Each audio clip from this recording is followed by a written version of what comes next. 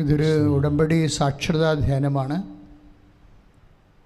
ഉടമ്പടി എടുത്തിട്ടുള്ള ആയിരക്കണക്കിന് മനുഷ്യർക്ക്, സഹോദരങ്ങൾക്ക്, അതുപോലെ ഉടമ്പടി എടുക്കണമെന്ന് ആഗ്രഹിച്ചുകൊണ്ട് ഈ ധ്യാനത്തിലേക്ക് ഓൺലൈനായി കൂടുന്ന സഹോദരങ്ങൾക്കും ഉടമ്പടിയിലൂടെ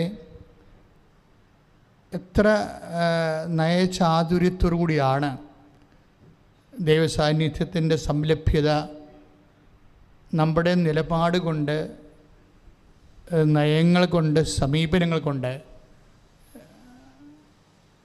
ലഭ്യമാക്കുന്നത് എന്നുള്ളതിൻ്റെ ഒരു നോഹൗ, അതിൻ്റെ ഒരു ജ്ഞാനസൂത്രമാണ് പലപ്പോഴും ഉടമ്പടി ധ്യാനത്തിലൂടെ കർത്താവിൻ്റെ കൃപയാൽ കൈമാറപ്പെടുന്നത്. അപ്പം അതുകൊണ്ട് ഒരു ആധ്യാത്മിക സാങ്കേതികമായിട്ടുള്ള ഒരു സ്പിരിച്വൽ തിയോളജി ആണ്, ആധ്യാത്മിക ശാസ്ത്രമാണ് ഉടമ്പടിയിലെ നമ്മൾ ധ്യാനത്തിന് വിഷയമാക്കുന്നത്. അതുകൊണ്ട് തന്നെ എങ്ങനെ ഉടമ്പടിയിലെ വിഷയങ്ങൾ നമുക്ക് സമയബന്ധിതമായിട്ട് അതിന് സാക്ഷികളായി, അത് നേടി സാക്ഷികളായി മാറാൻ പറ്റും, അതാണ് ഉടമ്പടി ധ്യാനം അന്വേഷിക്കുന്ന ഒരു പ്രധാനപ്പെട്ട കാരണം. ഒന്ന് പ്രാർത്ഥിക്കുക. കർത്താവായ ദൈവമേ, ഈ ധ്യാനത്തില് ഞങ്ങൾ എപ്പോഴും കൂടിയാലും പങ്കെടുത്താലും ധ്യാനത്തിന്റെ അന്തർധാരകളെ അഭിഷേകമായി അറിയുവാനുള്ള കൃപയാൽ ഞങ്ങളെ നിറയ്ക്കണമേ. കൊലോസ്യർ 2:2 ലേഖനമനുസരിച്ച് കർത്താവേ, ക്രിസ്തുവാകുന്ന രഹസ്യത്തിൽ ഞങ്ങൾക്ക് ലളിതമായി ആത്മാവേ പരിശുദ്ധാത്മാവേ ഞങ്ങൾക്ക് മനസ്സിലാക്കി തരണമേ. ഞങ്ങളെ ക്രിസ്തുവിലെ പ്രബുദ്ധരാക്കി മാറ്റണമേ.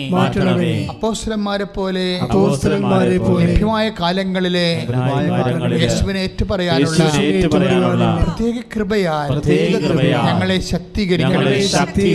ശ്രദ്ധിക്കട്ടെ.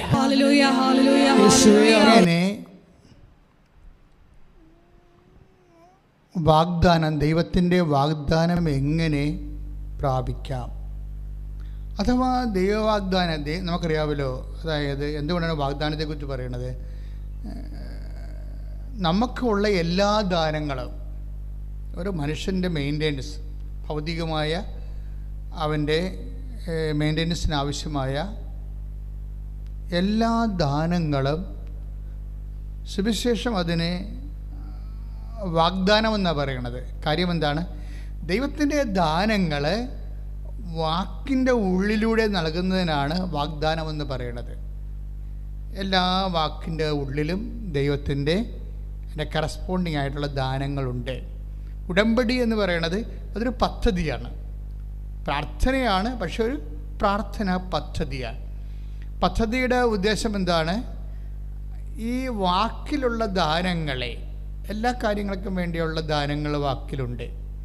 ഈ വാക്കിലുള്ള ദാനങ്ങളെ വിശ്വസിച്ചും സ്നേഹിച്ചും പ്രത്യാശിച്ചും അതിനുവേണ്ടി കഷ്ടതകൾ സഹിച്ചും, അങ്ങനെ വ്യത്യസ്തമായ മാർഗങ്ങളാണ് ബൈബിളിലുള്ളത് വാഗ്ദാനങ്ങളെ പ്രാപിക്കാനുള്ള. അപ്പോൾ ചെറുതും വലുതുമായ വാഗ്ദാനങ്ങളുണ്ട്. ചെറിയ വാഗ്ദാനങ്ങൾക്കൊക്കെ വിശ്വാസം മതിയാവും. വിശ്വാസം ഇപ്പം നമ്മൾ ഗലാത്യർ 4-ാം അധ്യായത്തിലെ 3-ാം അധ്യായം, ഗലാത്യ ലേഖനം 3-ാം അധ്യായം 22-ാമത്തെ തിരുവചനം, 22-ാമത്തെ തിരുവചനം അല്ലേ? എന്നാൽ യേശുക്രിസ്തുവിലുള്ള വിശ്വാസം വഴി വിശ്വാസികൾ വാഗ്ദാനം പ്രാപിക്കേണ്ടതിന് എല്ലാവരും പാപത്തിന് അധീനരാണെന്ന് വിശുദ്ധ ഗ്രന്ഥം പ്രഖ്യാപിക്കുന്നു. അതായത് യേശുക്രിസ്തുവിൻ്റെ കാര്യം, പാപമെന്ന് പറയുന്ന വിഷയത്തിൽ നിന്ന് മനുഷ്യനെ രക്ഷിക്കാൻ ഈശോയുടെ ഒരു നാമമേ നൽകപ്പെട്ടിട്ടുള്ളൂ. അതുകൊണ്ട് ദൈവം ഈ പാപം എന്ന് പറയുന്ന വിഷയം എല്ലാവരെയും ബാധിക്കുന്നതാണ്. അല്ലേ? മനുഷ്യത്വത്തിനെതിരായി ചെയ്യുന്നതെല്ലാം പാപമാണ്. സിമ്പിളായിട്ട് പറഞ്ഞാൽ, ഇപ്പോൾ ദൈവം മനുഷ്യനെ സൃഷ്ടിച്ചില്ലേ, അപ്പോൾ അവൻ്റെ ആ മനുഷ്യത്വം എന്തുകൊണ്ട് ദൈവം ഉദ്ദേശിക്കുന്ന കുറച്ച് കാര്യങ്ങളുണ്ട്. മൃഗങ്ങളിൽ നിന്ന് ഉദ്ദേശിക്കുന്നതല്ല മനുഷ്യരിൽ നിന്ന് ഉദ്ദേശിക്കുന്നത്. ഇപ്പം മനുഷ്യത്വത്തിനെതിരായി ചെയ്യുന്ന എല്ലാ വിഷയങ്ങളും പാപമാണ്. അപ്പോൾ ഈ മനുഷ്യത്വം എന്ന് പറയുമ്പോൾ അവൻ്റെ സാംസ്കാരിക വളർച്ചയ്ക്ക് അനിരീക്ഷണമായി ഓരോരോ കാലങ്ങളിൽ മനുഷ്യത്വം വ്യത്യസ്തപ്പെട്ടിരിക്കും അല്ലേ? ഇക്കാലങ്ങളിലുള്ള മനുഷ്യത്വം എന്ന് പറയുന്നത് ശരിക്കും ഇത്രയും നാൾ മനുഷ്യരാശി ചരിത്രത്തിലൂടെ സഞ്ചരിച്ച് സാംസ്കാരികമായ ഒരു എന്താണ് റിഫൈനിങ്, നമ്മളെ ശുദ്ധീകരണം, സാംസ്കാരിക ശുദ്ധീകരണം നടന്നതിന് ശേഷം ഇക്കാലം കിട്ടുന്ന മനുഷ്യത്വമാണ്. അപ്പോൾ പണ്ട് പലതും ശരിയായിരുന്നത് എന്ന് ഇപ്പം ശരിയല്ല. പണ്ട് ശരിയായിരുന്നത് അത് ആ കാലങ്ങളിൽ അത് പ്രശ്നമല്ലായിരുന്നു. പക്ഷേ ഇപ്പം ശരിയല്ല. ഇപ്പം ജെൻഡർ ഇക്വാലിറ്റി ഇപ്പം മനുഷ്യത്വത്തിൻ്റെ ഏറ്റവും വലിയ പരിഗണനാ വിഷയമാണ്. ജെൻഡർ ഈക്വാലിറ്റി എന്ന് വെച്ച് കഴിഞ്ഞാൽ പുരുഷനും സ്ത്രീക്കും തമ്മിലുള്ള തുല്യ അവകാശം. പണ്ട് 10,000 കൊല്ലം മുമ്പ് ഇത് അത്ര റെഫറൻസ് ഉള്ള പോയിൻ്റ് അല്ലായിരുന്നു. അപ്പോഴേ പാപമെന്ന് പറയുന്നത് എന്താണ്? മനുഷ്യത്വത്തിനെതിരെ ഉണ്ടാകുന്ന കാര്യം. മനുഷ്യത്വത്തിൽ നിന്ന് ദൈവം പ്രതീക്ഷിക്കുന്നതിൽ നിന്ന് ഓരോരോ കാലങ്ങളിൽ റിഫൈൻ ചെയ്ത് വരുന്ന മനുഷ്യത്വങ്ങളിൽ നിന്ന് ദൈവം പ്രതീക്ഷിക്കുന്നത്, അതിനെ വ്യത്യസ്തമായ ദൈവിക ലക്ഷ്യങ്ങളെ അട്ടിമറിക്കുമ്പോഴാണ് ഒരു മിസ്സിങ് ദ മാർക്ക് വരണത്. ഈ ഒരു സാഹചര്യത്തിനെ മനുഷ്യനെ ഇങ്ങനെ മനുഷ്യത്വത്തിന് വിരുദ്ധമായി ചെയ്യാൻ സാധ്യതയുള്ള വിഷയങ്ങളിലേക്ക് മനുഷ്യൻ ചാഞ്ഞു നിൽക്കുമ്പോൾ സംഭവിച്ചു പോകുന്ന ഇന്നബിലിറ്റീസ്, അതിൻ്റെ ഒരു കുറവുകൾ, ഇത് പരിഹരിക്കാൻ നിയമ സംവിധാനങ്ങൾക്ക് ഒരു പരിധിവരെ പറ്റത്തുള്ളൂ അല്ലേ? അതിന് നമുക്ക് ജുഡീഷ്യറി ഉണ്ട്, അതുപോലെ തന്നെ എക്സിക്യൂട്ടീവ് പോലീസ് സംവിധാനങ്ങളുണ്ട്, അതുപോലെ തന്നെ ലെജിസ്ലേറ്ററുണ്ട്. ഇതൊക്കെ ഉണ്ടെങ്കിലെല്ലാം നമുക്കറിയാം ആ വിധി ശരിയായില്ല എന്നെന്തുകൊണ്ടാ ചെറിയ പറഞ്ഞത്? ആ വിധി ശരിയായില്ല എന്ന് പറഞ്ഞാൽ എന്തുകൊണ്ടാണ്? അതിനകത്ത് എന്തോ ഒരു നീതിയുടെ ഒരു കുറവുണ്ടെന്ന് പൊതുജനങ്ങൾക്ക് തോന്നുമ്പോഴാണ്. അപ്പോൾ ഒരിക്കലും ഈ മനുഷ്യരാശിയെ സംതൃപ്തിപ്പെടുത്തിക്കൊണ്ട് എല്ലാ കോടതികൾക്കും എല്ലാ കാലത്തും വിധി പ്രഖ്യാപിക്കാൻ പറ്റുന്നില്ല. അതിനുള്ള പരാധീനതയും പരിമിതികളും അവിടെയും ഒരു മനുഷ്യനാണ് പ്രവർത്തിക്കുന്നത്, അതുണ്ടാവും. അപ്പം അതുകൊണ്ട് ഇതൊക്കെ പരിഹരിക്കാൻ പറ്റുന്ന എവിടെയാണ്? ഈശോ പറഞ്ഞത് എന്താണ്? വിധിയെല്ലാം മനുഷ്യപുത്രന് വിട്ടേക്കാൻ പറയും. കാര്യം ലോകത്തിലെ കോടതിയിലുണ്ടെങ്കിലും ശരി, അത് ചിലപ്പോൾ പാളിപ്പോകാനൊക്കെ സാധ്യതയുണ്ട്. കാര്യങ്ങൾ മനസ്സിലാക്കാൻ വേണ്ടിയുള്ള എല്ലാ ഫാക്ട്സുകൾ കിട്ടാനുള്ള ഫാക്ട്സുകൾ ചിലപ്പോൾ ഒളിക്കപ്പെടും, ചിലപ്പോൾ കൊടുക്കാൻ പറ്റാതെ വരും. അങ്ങനെ പല പ്രശ്നങ്ങളും ഉണ്ടാകുന്നുണ്ട്. ഈ വിധികൾക്കെല്ലാം ചില സമയത്ത് ഒരു മുടന്തനൊക്കെ കാണാം. ചില പെർഫെക്റ്റ് വിധികളായിരിക്കും. പക്ഷേ എന്തായാലും ശരി, ഒരു പക്ക ആൻസർ അല്ല ഇതൊന്നും. അപ്പം അതുകൊണ്ട് പാപവും മനുഷ്യന് സമ്പൂർണ്ണമായ പരിഹാരം അറിയാൻ കഴിയണത് ദൈവത്തിന് മാത്രമാണ്. അതുകൊണ്ടാണ് ഈശോ പറഞ്ഞത് വിധിയെല്ലാം മനുഷ്യപുത്രനെ വിട്ടേക്കാൻ പറയും. കാര്യം എന്താണ്? വിധിയാളനായി വരണത് മനുഷ്യപുത്രൻ. അക്കാലങ്ങളിലാണ് കള ഏതാണ് വിള ഏതാണെന്നൊക്കെ പറയണത്. കള ഏതാണ് വിള ഏതാണെന്നൊക്കെ പറയണത്. അപ്പോൾ ഇതുകൊണ്ട് ഇങ്ങനെ ഒരു വിഷയമുള്ളതുകൊണ്ട് ക്രിസ്തുവിനെ മസ്റ്റ് ആക്കുന്നത് എന്താണ്? പാപമാണ്, പാപ സാഹചര്യങ്ങളാണ്.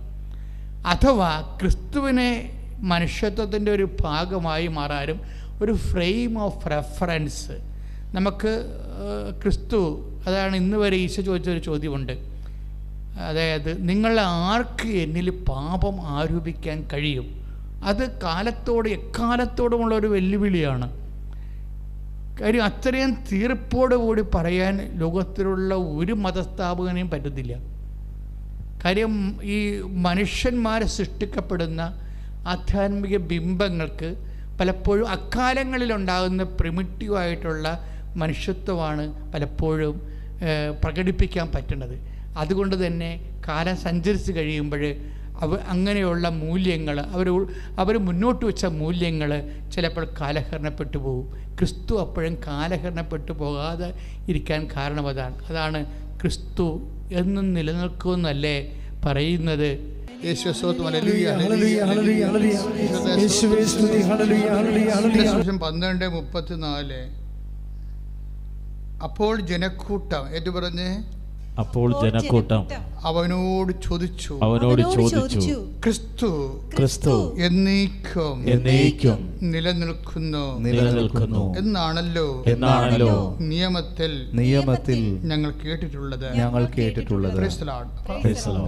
ദൈവവചനത്തിൻ്റെ ഒരു നിലപാട് ക്രിസ്തു എന്ന് പറയുന്ന ആ അഭിഷേക ദൈവിക യാഥാർത്ഥ്യം, ദൈവസത്വം കാലത്തിൻ്റെ ഒപ്പം ഇങ്ങനെ നിലനിൽക്കും. അപ്പോൾ ക്രിസ്തുവിലാണ് എല്ലാം സംസ്കരിക്കപ്പെടുന്നതും വിശുദ്ധീകരിക്കപ്പെടുന്നത്. അച്ഛൻ പറഞ്ഞു വരുന്ന കാര്യം, നമ്മളുടെ ഇന്നത്തെ പ്രധാനപ്പെട്ട ഒരു ധ്യാന വിഷയം ആരാധനയും സ്തുതിയും പുകഴ്ചയും ഉണ്ടായിരിക്കട്ടെ.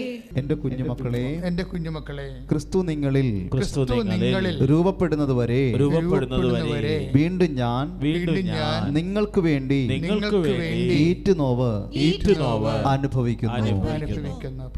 അപ്പൊ ക്രിസ്തു ഫോം ചെയ്യുക എന്നുള്ളത് ഒരു പ്രക്രിയയാണ്. ക്രിസ്ത്യാനി എപ്പോഴും, പ്രത്യേകിച്ച് ഉടമ്പടി ധ്യാനത്തിലിരിക്കുന്നവരെ, നിങ്ങൾ ഹയർ സെക്കൻഡറി കഴിഞ്ഞ ആൾക്കാരാണ് ആധ്യാത്മികതയിൽ. കാരണം ഇന്ന് നമുക്ക് ലഭ്യമായിട്ടുള്ള ഏറ്റവും വലിയ പ്രാർത്ഥനാ പദ്ധതിയാണ് ഉടമ്പടി. ഉടമ്പടിയിലൂടെ ലക്ഷ്യം വെക്കുന്ന ഒന്നാമത്തെ നിയോഗം എന്താണ്? ക്രിസ്തു തന്നെയാണ്.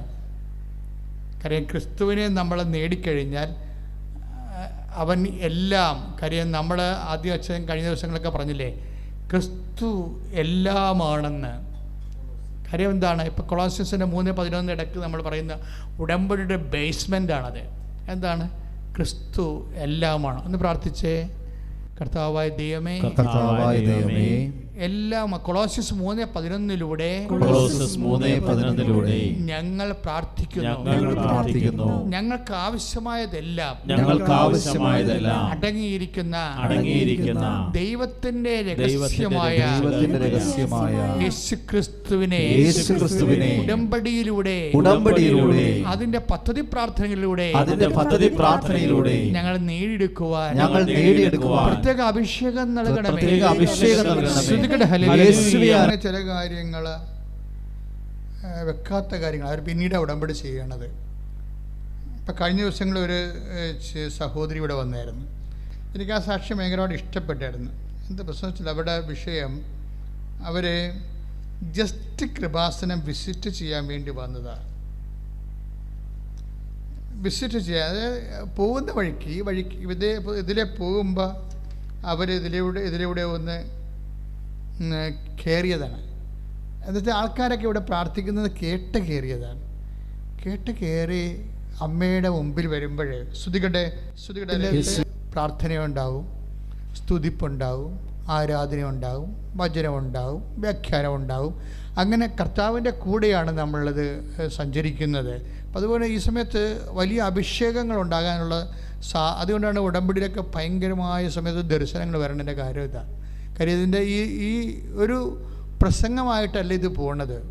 ഇത് മറിച്ചൊരു ദൈവവചനാരാധനയായിട്ട് ഈശോയുടെ സാന്നിധ്യത്തിൻ്റെ അമ്മയുടെ മധ്യസ്ഥത്തിൽ നമ്മൾ പോവുകയാണ്. അതുകൊണ്ട് നിങ്ങൾ വളരെ ശ്രദ്ധയുണ്ടാകണം. ഇപ്പം ഞാൻ പറഞ്ഞ ജിൻസിറ്റോ അമ്മയുടെ കാര്യമാണ് പറഞ്ഞത്.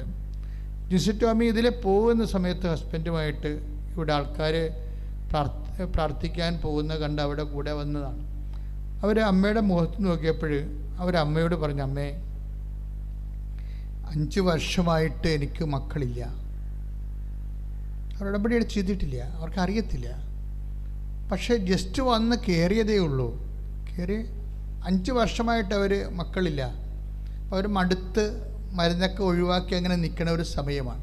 ഇനി എന്താണ് ചെയ്യേണ്ടതെന്നറിയാതെ, ഇനി മക്കളില്ലാണ്ട് ഇങ്ങനെ ജീവിക്കേണ്ടി വരുമോ എന്നൊക്കെ അറിയാതെ പകച്ച് നിൽക്കണം ജീവിതത്തിൽ. ഈ പകപ്പോടുകൂടിയാണ് അവർ മാതാവിൻ്റെ മുഖത്തേക്ക് നോക്കുന്നത്. പക്ഷേ പകപ്പോടുകൂടി നോക്കുമ്പോൾ അത് പകപ്പിനെ പ്രാർത്ഥനയാക്കി മാറ്റാനുള്ള കഴിവ് അവർക്കുണ്ട്. അതാണ് അവരുടെ വിശ്വാസം എന്ന് പറയണത്. പകപ്പുണ്ട്, ജീവിതത്തിൽ ഇങ്ങനെ പകച്ചു നിൽക്കുന്ന ആളാണ്. ചില ആൾക്കാർ കടത്തിന് മുമ്പിൽ പകച്ചു നിൽക്കും, ചിലർ രോഗത്തിൻ്റെ മുമ്പിൽ പകച്ചു നിൽക്കും, ചിലർ ഉറ്റവരുടെ മരണത്തിന് പെട്ടെന്നുണ്ടാകുന്ന ആകസ്മിക വിയോഗത്തിൽ പകച്ചു നിൽക്കും. അപ്പം ജീവിതത്തിൽ നമുക്ക് പകച്ചു നിൽക്കും. നമ്മളെ പലപ്പോഴും, ഞാനും പല സമയത്ത് പകച്ചു നിന്നിട്ടുണ്ട്.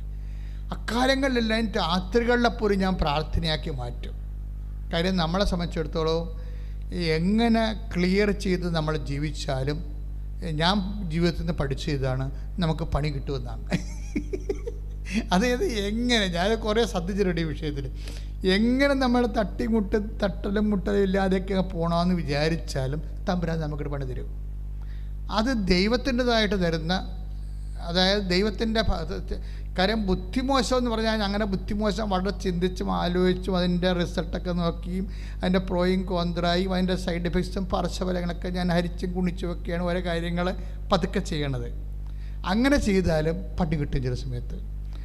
ആ പണി കിട്ടുമ്പോൾ നമ്മൾ ഓർക്കേണ്ട ഇതാണ്, ഇത് ദൈവത്തിൻ്റെ തിരുസന്നിധിയിലേക്ക് വരാൻ വേണ്ടിയുള്ള ഓരോ വിളിയാണ്. ദൈവവിളി പലതരത്തിലുണ്ട്. ദൈവം ഇങ്ങനെ ഓട്ടോറിക്ഷയിലും മൈക്കും കെട്ടി എല്ലാവരെയും ഒന്നും വിളിക്കത്തില്ല, ആരെയും വിളിക്കത്തില്ല. ദൈവം എങ്ങനെ വിളിക്കണത്? തൻ്റെ അടുത്തേക്ക് വരാൻ വേണ്ടിയുള്ള സാഹചര്യങ്ങൾ ക്രമീകരിക്കും. ചില പൊട്ടന്മാർ വരത്തില്ല, ചിലർ വരും, ചിലർ വന്നാൽ പോകത്തില്ല. ഇങ്ങനെയൊക്കെയാണ് ദൈവത്തിൻ്റെ ദിവസത്തിന് ആൾക്കാർ വ്യാപരിക്കണത്. ചിലർ എന്തെല്ലാം പ്രശ്നമുണ്ടെങ്കിലും വരത്തില്ല, വരാൻ തോന്നത്തില്ല. കാര്യം അവർക്ക് അങ്ങനെ ഒരു പ്രത്യാശയില്ല, അങ്ങനെ ഒരു വിശ്വാസമില്ല. ഇപ്പം ജെൻസി ടോമിയുടെ വിഷയം എന്താണ്? അവളുടെ വന്ന് മാതാവിൻ്റെ മുഖത്ത് നോക്കിയാൽ മാതാവിനോട് പറഞ്ഞ, അമ്മേ 5 കൊല്ലമായിട്ട് എനിക്ക് മക്കളില്ല, ഇനിയിപ്പോൾ എന്താ ചെയ്യേണ്ടതെന്ന് എനിക്കൊരു ഐഡിയയും ഇല്ല, അമ്മ എനിക്ക് കുഞ്ഞിനെ തരണം. That's okay.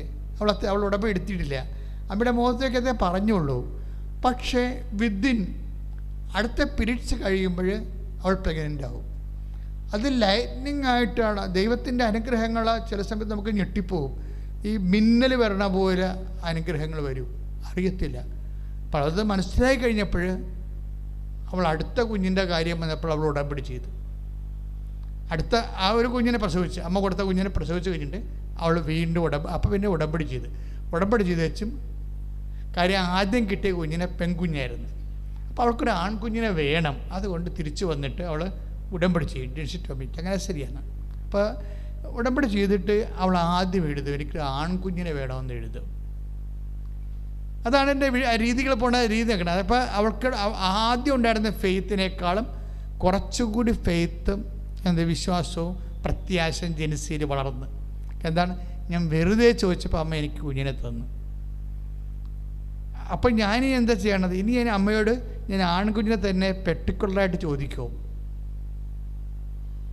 അതിന് ഇനി ഞാൻ പ്രസവിച്ച് കഴിയുമ്പോൾ പെൺകുഞ്ഞായി പോവുക ആൺകുഞ്ഞായി പോവുക അതിനെക്കുറിച്ച് ബോധമില്ല. കാര്യം ഇക്കാലങ്ങളിൽ എല്ലാവർക്കും പണ്ടത്തെ കാലമല്ല, ഞാൻ നേരത്തെ പറഞ്ഞ പോലെ ജെൻഡർ ഇക്വാലിറ്റിയുടെ കാലമായത് കാരണം എല്ലാം ദൈവദാനമാണെന്ന് മനസ്സിലാക്കും. പണ്ട് പെൺകൊച്ചുങ്ങളാണെന്ന് വെച്ചാൽ ദൈവദാനമാണെന്ന് മനസ്സിലാകത്തില്ല.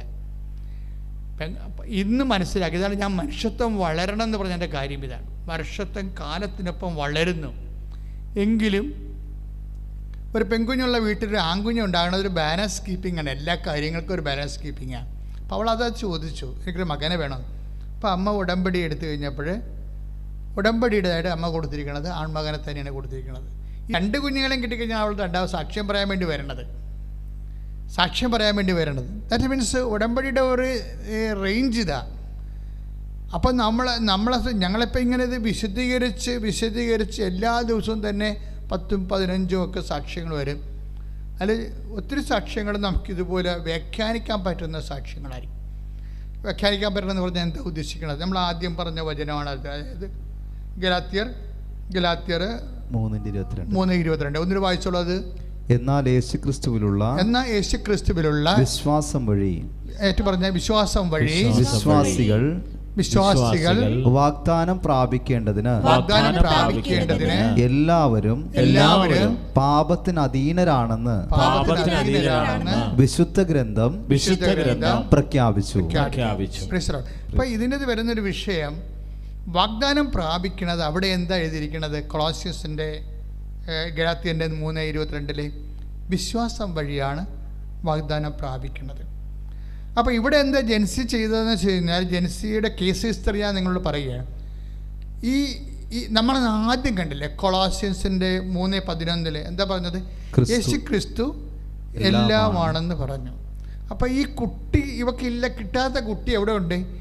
യേശുക്രിസ്തുവിൻ്റെ ദാനത്തിലുണ്ട്. കർത്താവിൻ്റെ നമ്മളെപ്പോഴും പറയും, എനിക്ക് കർത്താവ്, ഞാൻ പ്രാർത്ഥിച്ചു എനിക്ക് കുഞ്ഞിനെ തന്നു, ഞാൻ പ്രാർത്ഥിച്ചു എനിക്ക് ജോലി കിട്ടി, ഞാൻ പ്രാർത്ഥിച്ചു എൻ്റെ ക്ഷീണം മാറി എന്നല്ല നിങ്ങൾ പറയേണ്ടത്. നിങ്ങളെന്താ പറയേണ്ടത്? ഞാൻ പ്രാർത്ഥിച്ചു, എനിക്ക് ക്രിസ്തുവിനെ കിട്ടിയെന്നാണ്. ക്രിസ്തുവിനെ എന്തിൻ്റെ രീതിയിൽ? ചിലപ്പോൾ ജോലിയുടെ രീതിയിൽ കിട്ടും, ചിലപ്പോൾ കുഞ്ഞുങ്ങളുടെ രീതിയിൽ കിട്ടും, ചിലപ്പോൾ സൗഖ്യത്തിൻ്റെ രീതിയിൽ കിട്ടും. പക്ഷേ എന്താ കാര്യം? ക്രിസ്തു എല്ലാമാണ്, എല്ലാവരിലുമാണ്. ക്രിസ്തു എല്ലാമാണെന്ന് പറഞ്ഞിട്ടില്ലേ? അതിൽ ഒരു മനുഷ്യൻ്റെ എല്ലാ ആവശ്യങ്ങളുമുണ്ട്, എല്ലാ ആവശ്യങ്ങളും. ക്രിസ്തുവിൻ്റെ വേറൊരു പേരെന്താണ്? ദൈവരാജ്യം. ക്രിസ്തുവിൻ്റെ മനസ്സ്, ക്രിസ്തുവിൻ്റെ വചനങ്ങൾ ആരതുപോലെ നിറവേറ്റിയാൽ അവൻ ദൈവരാജ്യത്തിലാവും. ഈ ഉടമ്പടിയുടെ ഒരു ഗുണമെന്ന് പറയണത്, ഇതിനേക്കാളും നല്ലൊരു പ്രാർത്ഥന ഇനി ദൈവത്തിനെ വെളിപ്പെടുത്താൻ പറ്റുമെന്നറിയത്തില്ല. ഞാൻ ദൈവത്തിൻ്റെ അനന്തമായ കഴിവിനെ പരിമിതപ്പെടുത്തി പറയുകയല്ല. കാര്യം ഇതിൻ്റെ സാരസംഗ്രഹം എന്ന് പറയണത്, ഇപ്പോൾ ഉദാഹരണം, ഇപ്പോൾ ഈശോ എന്താ പറഞ്ഞിരിക്കുന്നത്? നിങ്ങൾ ആദ്യം ദൈവരാജ്യത്തെയും എന്ന് പറഞ്ഞേ, നിങ്ങൾ ആദ്യം ദൈവരാജ്യത്തെയും അവിടുത്തെ രാജ്യവും അവിടുത്തെ നീതിയും അന്വേഷിക്കുക. അതോടൊപ്പം മറ്റുള്ളവയെല്ലാം നിങ്ങൾക്ക് ലഭിക്കും. അതെന്താ? അത് ആദ്യം, അതായത് ഇപ്പോൾ നമ്മുടെ മത്തായി ശ്ലീഹയുടെ സുവിശേഷം ഉടമ്പടിയുടെ ഒരു ഭയങ്കര ആക്സസ് വേർഡാണത്. അക്ഷമായിട്ടുള്ളൊരു വചനമാണ്. എന്ന് വെച്ച് കഴിഞ്ഞാൽ നിങ്ങൾ ഇപ്പോൾ 6:33, 32 പ്രധാനപ്പെട്ട വചനങ്ങളാണ് ഇതിൻ്റെ. അതായത് ആദ്യം മനുഷ്യൻ ക്രിസ്തുവിന് റെഫറൻസ് കൊടുക്കണം. എന്താണ്? ദൈവരാജ്യത്തിന്. ആദ്യം നിങ്ങൾ ദൈവരാജ്യം എന്ന് പറയുന്നത് എന്താണ്? ദൈവത്തിൻ്റെ മനസ്സ്, ദൈവത്തിൻ്റെ ഇഷ്ടം. ഇപ്പം നമ്മുടെ ഇഷ്ടം നമ്മൾ കൺവേ ചെയ്യേണ്ടത് എങ്ങനെയാണ്? നമ്മുടെ വാക്കിലൂടെയാണ്, അല്ലേ? ഇപ്പം ചിലർ പറഞ്ഞു മനസ്സമ്മതത്തിന് ഒക്കെ വരുമ്പോൾ, ഇപ്പോൾ ചില കാര്യങ്ങൾ ചോദിക്കുമ്പോൾ പെൺകുട്ടികൾ പണ്ടത്തെ കാലത്താണെങ്കിൽ,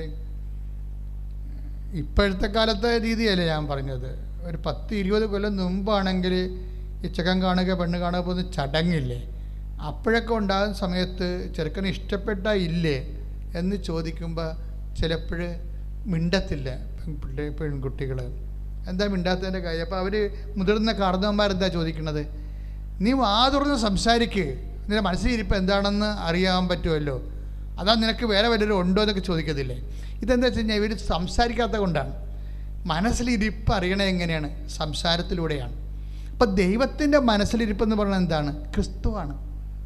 ദൈവത്തിൻ്റെ മനസ്സിലിരിപ്പ് നമ്മളറിയണത് എങ്ങനെയാണ്? ദൈവത്തിൻ്റെ സംസാരത്തിലൂടെയാണ്. ദൈവത്തിൻ്റെ സംസാരം നമുക്ക് എവിടെ നിന്ന് കിട്ടും? കർത്താവിൻ്റെ വചനത്തിൽ നിന്നാണ്. അപ്പം ഈ വചനമെന്ന് പറയുന്നത് എക്സാക്റ്റായിട്ട് എന്താണ്? ദൈവത്തിൻ്റെ മനസ്സിലിരിപ്പാണ്. ഇത് ആരാണ് നടത്തണത്? അയാൾ ദൈവരാജ്യത്തിലാവും, എന്ന് വെച്ചാൽ ക്രിസ്തുവിലാകും.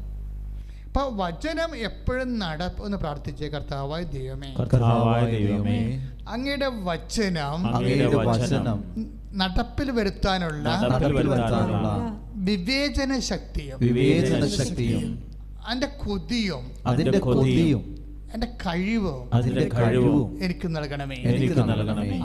അതിനാൽ അതുവഴി ഞാൻ ഈശോയെ അനുഭവിക്കാൻ ഇടയാക്കണമേ. വിവാഹം ഒത്തുവന്നു, അതുപോലെ തന്നെ ഓരോ കുഞ്ഞുങ്ങളെ ലഭിച്ചു, ജോലി ലഭിച്ചു, ഉടമ്പടിയിലൂടെ ലഭിക്കുന്ന ഓരോ വിഷയങ്ങൾ. പക്ഷേ നിനക്ക് കുറച്ചുകൂടി സാക്ഷരതയുള്ള വിശ്വാസിയാണെങ്കിൽ നീ അത് തിരിച്ചറിയണം. എന്താ തിരിച്ചറിയേണ്ടത്? ഇതിലൂടെ ക്രിസ്തുവാണ് എന്നിലേക്ക് വന്നിരിക്കുന്നത്, അല്ലാതെ ഒരു വസ്തുവല്ല വന്നിരിക്കുന്നത്. മനസ്സിലായില്ലേ? ഒരു വസ്തുവല്ല എനിക്ക് ലഭിച്ചിരിക്കുന്നത്. എന്താണ്? ഇതുവഴി ക്രിസ്തുവിനെയാണ് എനിക്ക് ലഭിച്ചിരിക്കുന്നത്. കാര്യം എന്താണ്? ക്രിസ്തു എല്ലാമാണെന്ന്. പിന്നെ എന്താണ്?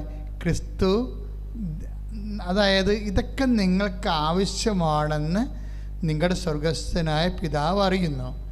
അപ്പോൾ അതിൻ്റെ കൂടെ വചനം പറഞ്ഞത് എന്താണ്? നിങ്ങൾ ആദ്യം ഫസ്റ്റ് റെഫറൻസ് കൊടുക്കാൻ പറയണത്. ഫസ്റ്റ് റെഫറൻസ് ആദ്യം നിങ്ങൾ ക്രിസ്തുവിനെ അന്വേഷിക്കണം, ബാക്കിയുള്ളത് ചേർത്ത് നൽകും. ബാക്കിയുള്ളതെന്ന് പറഞ്ഞാൽ ക്രിസ്തുവിനെ അന്വേഷിച്ച് കഴിഞ്ഞ് ക്രിസ്തുവിനെ തന്നെയാണ് നമുക്കത് കിട്ടുന്നത്. ക്യാഷ് ആൻഡ് കൈൻഡായിട്ടും പല പല ജീവിത വിഷയങ്ങളുടെ പരിപോഷണമായിട്ടും എല്ലാം ക്രിസ്തുവിനെ തന്നെ കിട്ടണത്. കാര്യം ക്രിസ്തു എല്ലാ വിഷയങ്ങളിലും ഇടപെടും. ഇപ്പം അപ്പമില്ലാത്തവർക്ക് അപ്പം കൊടുക്കും, ഇല്ലേ? വീഞ്ഞില്ലാത്തപ്പോൾ വീഞ്ഞ് കൊടുക്കും. ഇങ്ങനെ ഓരോ കാര്യം, ഒരു മനുഷ്യന് ആവശ്യമായ എല്ലാ വിഷയത്തിൻ്റെ മേലും ക്രിസ്തുവിലൂടെ ദൈവം നമ്മൾക്ക് ദൈവത്തിൻ്റെ പദ്ധതി പ്രകാരം പരിപാലനയുടെ ഭാഗമായിട്ടുള്ളതാണ്. അച്ഛൻ എന്താ ചോദിച്ചതെന്ന് പറയണമെന്ന് വെച്ചാൽ, നിങ്ങൾ ഇതൊക്കെ കിട്ടുമ്പോൾ എനിക്ക് പ്രാർത്ഥിച്ചു എനിക്കത് കിട്ടിയെന്നല്ല പറയേണ്ടത്. എനിക്ക് ക്രിസ്തുവിനെ കിട്ടി അതിലൂടെ. അപ്പം ഈശോയ്ക്ക് ഉന്നതമായ സ്ഥാനം കൊടുക്കണം. പ്രാർത്ഥിക്കുക, കർത്താവായ ദൈവമേ, ഓരോ അനുഗ്രഹങ്ങൾ ലഭിക്കുമ്പോൾ കർത്താവിന്റെ വചനം ഞാൻ പാലിച്ചുകൊണ്ട് ഉടമ്പടി ചെയ്തതിന്റെ പ്രകാരം അവൻ പറയണത് പോലെ ചെയ്യുമ്പോൾ അതനുസരിച്ച് എനിക്ക് അനുഗ്രഹങ്ങളെ ലഭിക്കുമ്പോൾ ഏറ്റവും വലിയ അനുഗ്രഹം ക്രിസ്തുവാണെന്ന് ആ അനുഗ്രഹത്തിലൂടെ എനിക്ക് ലഭ്യമാകുന്ന അനുഗ്രഹത്തിലൂടെ എനിക്ക് ക്രിസ്തുവിനെ തന്നെയാണ് ലഭിക്കണമെന്നുള്ള വലിയ വിവേചനത്താൽ എന്നെ അഭിഷേകം ചെയ്യണം. കരങ്ങൾ ഉയർത്തിക്കൊണ്ട് സ്തുതിച്ച് പ്രാർത്ഥിക്കട്ടെ. ഹല്ലേലൂയ. യേശുവേ, ആരാധന ആരാധന. പ്രിയപ്പെട്ടവരെ, നമ്മൾ ഇപ്പോഴേ ധ്യാനം സഞ്ചരിച്ചുകൊണ്ടിരിക്കുന്നതിൻ്റെ വഴിയെന്ന് പറയുന്നത് വാഗ്ദാനം പ്രാപിക്കുന്നതിന് വേണ്ട ആവശ്യങ്ങൾ എന്തെല്ലാം ഉണ്ടെങ്കിൽ നമുക്ക് വാഗ്ദാനം പ്രാപിക്കാം. എന്തെല്ലാം നമ്മുടെ ഉണ്ടെങ്കിൽ. അപ്പോൾ നമ്മൾ ആദ്യം കണ്ടത് എന്താണ്? ഗലാത്യർ 4:3-22 എന്താ കണ്ടത്? വിശ്വാസം ഉണ്ടെങ്കിൽ നമുക്ക് വാഗ്ദാനം പ്രാപിക്കാം. പിന്നെ എന്താണ് വേണ്ടത്? പ്രത്യാശ, പ്രാർത്ഥന. പ്രത്യാശയും പ്രാർത്ഥനയും. അതിൻ്റെ വചനം നടപടി പുസ്തകം 26:7. നടപടി പുസ്തകം 26-ാം അധ്യായം 7-ാമത്തെ വാക്യം. ശ്രദ്ധിക്കട്ടെ പ്രിയമുള്ളവരെ, ഞങ്ങളുടെ 12 ഗോത്രങ്ങളും രാത്രിയും പകലും തീഷ്ണതയോടെ ആരാധന അർപ്പിച്ചുകൊണ്ട് ഈ വാഗ്ദാനം പ്രാപിക്കാമെന്ന് പ്രത്യാശിക്കുന്നു. അപ്പൊ അതായത് ദൈവജനത്തിന് വാഗ്ദാനം പ്രാപിക്കാൻ കൊടുത്തിരിക്കുന്ന പ്രാപിക്കാൻ കൊടുത്തിരിക്കുന്ന രണ്ടാമത്തെ ഒരു വഴി എന്ന് പറഞ്ഞാൽ എന്താണ്? രാത്രിയും പകലും പ്രാർത്ഥിക്കുക. ഇപ്പോൾ ഉടമ്പടിയിൽ ഒത്തിരിയേറെ പ്രാർത്ഥനയുണ്ട് അല്ലേ? ഇപ്പം ഞാനൊക്കെ രാത്രി 2 മണിക്ക് എഴുന്നേറ്റ് പ്രാർത്ഥിക്കും. കുറേ വർഷങ്ങളായിട്ട് അങ്ങനെ പ്രാർത്ഥിക്കും. അസുഖമാണെങ്കിൽ ഭയങ്കര തളർന്നൊക്കെ പോവുകയാണെങ്കിൽ ആ ദിവസങ്ങളിൽ ചിലപ്പോൾ എഴുന്നേക്കാൻ താമസിക്കുന്നേ ഉള്ളൂ. അല്ലെങ്കിലും 2 മണിക്കും 12 മണിക്കും ഇടയ്ക്ക് രാത്രി പ്രാർത്ഥിച്ചിരിക്കാം. അത് രാത്രി പ്രാർത്ഥനയ്ക്ക് പ്രത്യേകതയുണ്ട്. എന്താണ്? നമ്മൾക്ക് സാധാരണ പ്രാർത്ഥനയേക്കാൾ ഉപരി നമുക്ക് കുറച്ച് അതിൻ്റെ അകത്ത് കമ്മിറ്റ്മെൻറ്റ്സ് വേണം രാത്രി പ്രാർത്ഥിക്കണമെങ്കിൽ. ഇപ്പോൾ ഞാനൊരു ജപമാല ചെല്ലത്തുള്ളൂ, ചിലപ്പോൾ 2 ജപമാല ചെല്ലും. വെച്ചാൽ ഉറക്കം പോവുമല്ല നമ്മൾ. സ്വാഭാവികമായിട്ട് രാത്രി പ്രാർത്ഥിക്കുമ്പോൾ എഴുന്നേറ്റിട്ട് പിന്നെ പ്രാർത്ഥിക്കുകയാണെങ്കിൽ നമ്മുടെ മൈൻഡൊക്കെ വേറെ സെറ്റാവും. ആ ഉറക്കം പോയി കഴിഞ്ഞാൽ പിന്നെ അപ്പോൾ നമുക്ക് ഒരു പ്രാർത്ഥന കൂടി, ഒരു ജപമാല ചെല്ലാനുള്ള സമയം കൂടി കിട്ടും. ചിലപ്പോൾ 2 ജപമാല ചെല്ലും. ഇപ്പോൾ എന്താ അങ്ങനെ ചെല്ലണമെന്ന് പറയുമ്പോൾ, അങ്ങനെ ഉണർന്നിരിക്കുമ്പോൾ, രാത്രികാലങ്ങൾ ഉണർന്നിരിക്കുമ്പോൾ അതിൻ്റെ അകത്തുനിന്ന് ഉണ്ടാകുന്നത് വിശ്വാസം മാത്രമല്ല, രാത്രി പ്രാർത്ഥനയ്ക്ക് സ്നേഹമുണ്ടാകും ദൈവത്തോട്. കാര്യം ദൈവവും നമ്മളും മാത്രമേ ഉള്ളവിടെ. 2 വ്യക്തികൾ. ഉടമ്പടി എടുത്ത നീയും ഉടമ്പടിയുടെ കക്ഷിയായിരിക്കണ അടുത്തതാരാണ്? ദൈവമാണ് അല്ലേ? ഉടമ്പടിയുടെ 1-ാം കക്ഷി ദൈവവും 2-ാം കക്ഷി നമ്മളുമാണ്. ഇത് ഉഭയ കക്ഷിയാണ്, അതായത് ബൈലാറ്ററൽ എഗ്രിമെൻ്റാണ്. അപ്പം നമ്മൾ നമ്മുടെ കക്ഷിയുമായിട്ട് കാണുകയാണ്. അപ്പം നിസ്സാര കാര്യമല്ലത്. കാര്യം പകലൊക്കെ ഒത്തിരിയേറെ ആൾക്കാരൊക്കെ അവിടെ ഇവിടെയൊക്കെ നടക്കുകയും വിളിക്കുകയും നമ്മൾ തിരക്കുകയും അന്വേഷിക്കുകയും ചെയ്യുമ്പോഴും രാത്രി ഈ സമയത്ത് ആരും നമ്മൾ വിളിക്കാനില്ല, നമ്മൾ ദൈവത്തിൻ്റെ കൂടെ ഇരിക്കുകയാണ്. അപ്പം ഇപ്പോൾ എന്താ പറഞ്ഞത്? അതാണ് പൗലോസ് പറയണത് ഈ ആക്സ് നടപടി പുസ്തകം 26:7 ഞങ്ങൾ 12 ഗോത്രങ്ങളാണ്. 12 ഗോത്രങ്ങളും രാത്രിയും പകലും തീഷ്ണതയോടെ ആരാധന അർപ്പിച്ചുകൊണ്ട് ഈ വാഗ്ദാനം പ്രാപിക്കാമെന്ന് പ്രത്യാശിക്കുന്നു. അതാണ് വാഗ്ദാനം പ്രാപിക്കുന്നതിൻ്റെ ഒരു സംഭവം. ഇടതടവില്ലാതെ പ്രാർത്ഥിക്കുക. അപ്പം നിങ്ങൾ ഓർക്കും ഒരു പണിക്കും പോകാതിരുന്ന് പ്രാർത്ഥിക്കുക. അങ്ങനെയല്ല, മനസ്സിലൊരു ഓർമ്മയാണെല്ലാം അല്ലേ? മനുഷ്യന് വേണമെങ്കിൽ ഏത് സമയത്ത് വേണമെങ്കിലും ഓർക്കാം. ഇപ്പം സ്മൃതി കുർബാനയില്ലേ? സ്മൃതി കുർബാന ഇപ്പം ഞങ്ങൾക്കൊക്കെ ഒരു സ്ഥലത്ത് കുർബാന അർപ്പിക്കാൻ പറ്റാത്തൊരു സാഹചര്യമാണെങ്കിൽ ഓർമ്മയിൽ കർത്താവിൻ്റെ പീഡാസഹനങ്ങളെയും അതുപോലെ തന്നെ ആ തിരുവചനങ്ങളെയും ഒക്കെ ഓർമ്മയിൽ കൊണ്ടുവരും. എനിക്ക് സാഹിത്യ അക്കാദമി പഠിക്കുന്ന കാലത്തേക്ക് അങ്ങനെയൊക്കെ സംഭവിച്ചിട്ടുണ്ട്. ഒരു 2 ദിവസങ്ങളിൽ എനിക്ക് ബലിയർപ്പിക്കാൻ പറ്റാത്തൊരു കണ്ടീഷൻ. അവിടെ കുർബാന അർപ്പിക്കാൻ പറ്റിയ യോഗ്യതയുള്ള സ്ഥലമല്ല. അങ്ങനെയുള്ള സ്ഥലങ്ങളൊക്കെ അപൂർവമല്ലേ. അപ്പം അങ്ങനെ വരുമ്പോൾ നമ്മൾ എന്ത് ചെയ്യും? ആ ബൈബിൾ ഭാഗങ്ങളെല്ലാം വായിക്കും. ആ സമയത്ത് ഇരുന്നുണ്ട് കർത്താവിൻ്റെ പീഡാസഹനത്തിൻ്റെയും കുർബാന സ്ഥാപനത്തിൻ്റെയും വചനങ്ങളെ. ഇപ്പം എന്താണ് കാര്യം? കർത്താവിനറിയാം സിറ്റുവേഷൻസ് എന്താണെന്ന്. പക്ഷെ നമുക്ക് ആ ഒരു ആഗ്രഹമുണ്ട്, ഉള്ളിലുള്ള ആഗ്രഹമുണ്ട്. അപ്പം ഞാൻ ആ സമയത്ത് ബലിവചനങ്ങളുടെ സമയത്തൊക്കെ മുട്ടേ നിൽക്കും. ഇവിടെ ഞാൻ ബെഡ്റൂമിൽ മുട്ടേ നിൽക്കും. അതെന്താ വെച്ചാൽ എന്താ സംഭവിച്ചാൽ അപ്പോഴാരെ കാണിക്കാനാണ് ആ മുട്ടേ നിൽക്കുന്നത്? ദൈവത്തെ കാണിക്കാനാണ്. എന്താ കാര്യം? ഞാനും ദൈവവും മാത്രമേ എൻ്റെ മുറിയിലുള്ളൂ, ഈശോയും മാത്രമേ ഉള്ളൂ. പക്ഷേ എൻ്റെ ആ സ്വകാര്യതയിൽ ഏറ്റവും പ്രധാനപ്പെട്ട ആൾ എൻ്റെ ദൈവം തന്നെയാണ്. ഇതാണ് വിഷയം എന്നത്. നിൻ്റെ സ്വകാര്യതയിൽ ദൈവത്തിന് അറിയണം നിൻ്റെ ഏറ്റവും പ്രിയപ്പെട്ട ആൾ ദൈവമാണെന്ന്. ഇവിടെയാണ് നമുക്ക് പാളിപ്പോണത്. സാധാരണ മനുഷ്യൻ്റെ സ്വകാര്യതയിൽ പറയേണ്ട കാര്യമില്ലല്ലോ. നിങ്ങൾ പറയേണ്ട കാര്യം, ഞങ്ങൾ 10,000 കുമ്പസാരം കേട്ടുള്ളതാണ്. സാധാരണ മനുഷ്യൻ്റെ സ്വകാര്യതയിൽ ദൈവമല്ല, ദൈവം അവസാനത്തെ ആൾ പോലും അല്ല. ഇതാണ് ഒരു സ്പിരിച്വൽ ട്രാജഡി. സാധാരണ മനുഷ്യൻ്റെ സ്വകാര്യതയിൽ ദൈവം ആദ്യത്തെ ആളുമല്ല, അവസാനത്തെ ആളുമല്ല. അവിടെ സ്വകാര്യമായിട്ടുള്ള സന്തോഷങ്ങളുടെ കാര്യങ്ങളായിരിക്കും അവിടെ സ്വകാര്യതയുണ്ട്. ഇതാണ് ഒരു ജഡിക മനുഷ്യനെ ആത്മീയ മനുഷ്യനിൽ നിന്ന് പിന്തിരിപ്പിക്കുന്നത്. ഞാൻ നിന്നോട് പറയുകയാണ്, നീ ഉടമ്പടിയെടുത്ത വ്യക്തിയാണെങ്കിൽ നിൻ്റെ സ്വകാര്യതകളെ വളരെ ശ്രദ്ധിക്കണം. എന്താ വെച്ചാൽ അവിടെ യേശു തന്നെയായിരിക്കണം ഒന്നാം സ്ഥാനമുള്ളത്. പ്രാർത്ഥിക്കുക. കർത്താവായ ദൈവമേ, എന്റെ സ്വകാര്യതയിലെ നിനക്ക് തന്നെ ഒന്നാം സ്ഥാനം കിട്ടാൻ എനിക്ക് പ്രത്യേക അഭിഷേകം നൽകണമേ. കാരുണ്യത്തിന്. അപ്പോഴേ നടപടി പുസ്തകത്തിന്റെ 26:7 ഇവിടെ വാഗ്ദാനം പ്രാപിക്കാനുള്ള പ്രധാനപ്പെട്ട സംഭവം പ്രാർത്ഥനാ മൈൻഡാണ്. ഒരു വ്യക്തിയുടെ പ്രാർത്ഥനാ മൈൻഡ് പ്രാർത്ഥന വെച്ചാൽ ദൈവത്തെക്കുറിച്ചുള്ള ഓർമ്മകൾ. അത് പ്രധാനപ്പെട്ട സീരിയസ് ആയിട്ടുള്ള കാര്യമാണ്.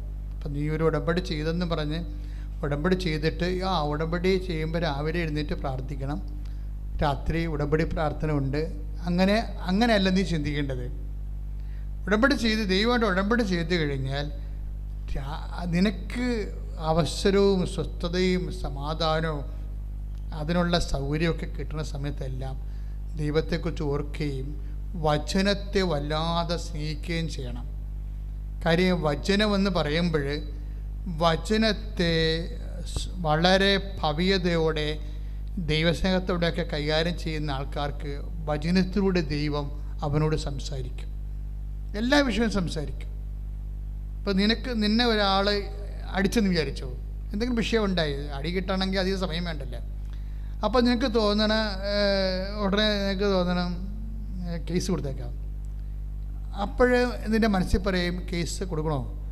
കർത്താവിന് എന്താ ഈ കാര്യത്തിൽ ഉദ്ദേശിക്കണത് എന്ന് ചോദിക്കണ്ടേ, അറിയണ്ടേ?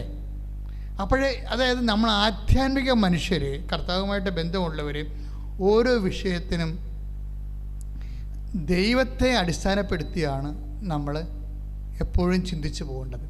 ദൈവത്തെ അടിസ്ഥാനപ്പെടുത്തി, അങ്ങനെ ദൈവത്തിനെ അടിസ്ഥാനപ്പെടുത്തി ചിന്തിക്കാൻ തുടങ്ങി ദൈവം പറയണനുസരിച്ച് ചെയ്യത്തുള്ളെങ്കിൽ നീ കുറച്ച് കഴിയുമ്പോൾ ദൈവം തൻ്റെ വചനത്തിലൂടെ നിനക്ക് ക്ലൂ തരും, നീ എന്താ മൂവ് ചെയ്യേണ്ടത്. പിന്നെ സ്വപ്നത്തിലൊക്കെ സംസാരിക്കും. കഴിഞ്ഞ ദിവസങ്ങളിൽ ഒരു സാക്ഷ്യം ഉണ്ടായിരുന്നു, നല്ല ഒരു സാക്ഷ്യമാണ്. അതായത് ആ ചേച്ചി ഉടമ്പടി ചെയ്തപ്പോഴേ അമ്മ തന്നെ പറഞ്ഞു, അതായത് അവരുടെ പേര് ബെൻസി അങ്കമാലി. അതായത് ബെൻസി അങ്കമാലി USA അവർക്ക് വിസ ജോലിക്ക് പോകുന്നൊരു വിഷയമാണ്. കാരണം കുറേ പ്രശ്നങ്ങൾ അവർക്ക് വന്ന് അപ്പോൾ അവരൊന്ന് ഉടമ്പടി ചെയ്തപ്പോഴേ അമ്മ സ്വപ്നത്തിൽ അവരോട് പറഞ്ഞ് 87 വർക്ക് അറേഞ്ച്മെൻ്റ് എന്ന് പറഞ്ഞു. നമ്മൾ ഞെട്ടിപ്പോവും വിഷയങ്ങൾ കേട്ട് കഴിഞ്ഞാൽ.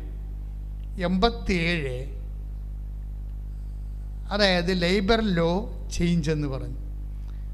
അത് ഇവർക്കറിയത്തില്ല. ഇവള് വിചാരിച്ച് അപ്പം അമ്മയാണ് സ്വപ്നത്തിൽ വന്നതെന്ന് മനസ്സിലായി. പക്ഷെ അമ്മയുടെ രീതി എന്ന് പറഞ്ഞാൽ ആ പെർട്ടിക്കുലർ സബ്ജക്റ്റ് ഡീൽ ചെയ്യും. നമ്മളിതിപ്പോൾ ഉടമ്പടിയിൽ വന്നൊക്കെ മനസ്സിലായതൊരു കാര്യം, ഉടമ്പടി സാക്ഷ്യങ്ങൾ കേൾക്കുമ്പോൾ നമുക്ക് മനസ്സിലാകണത്.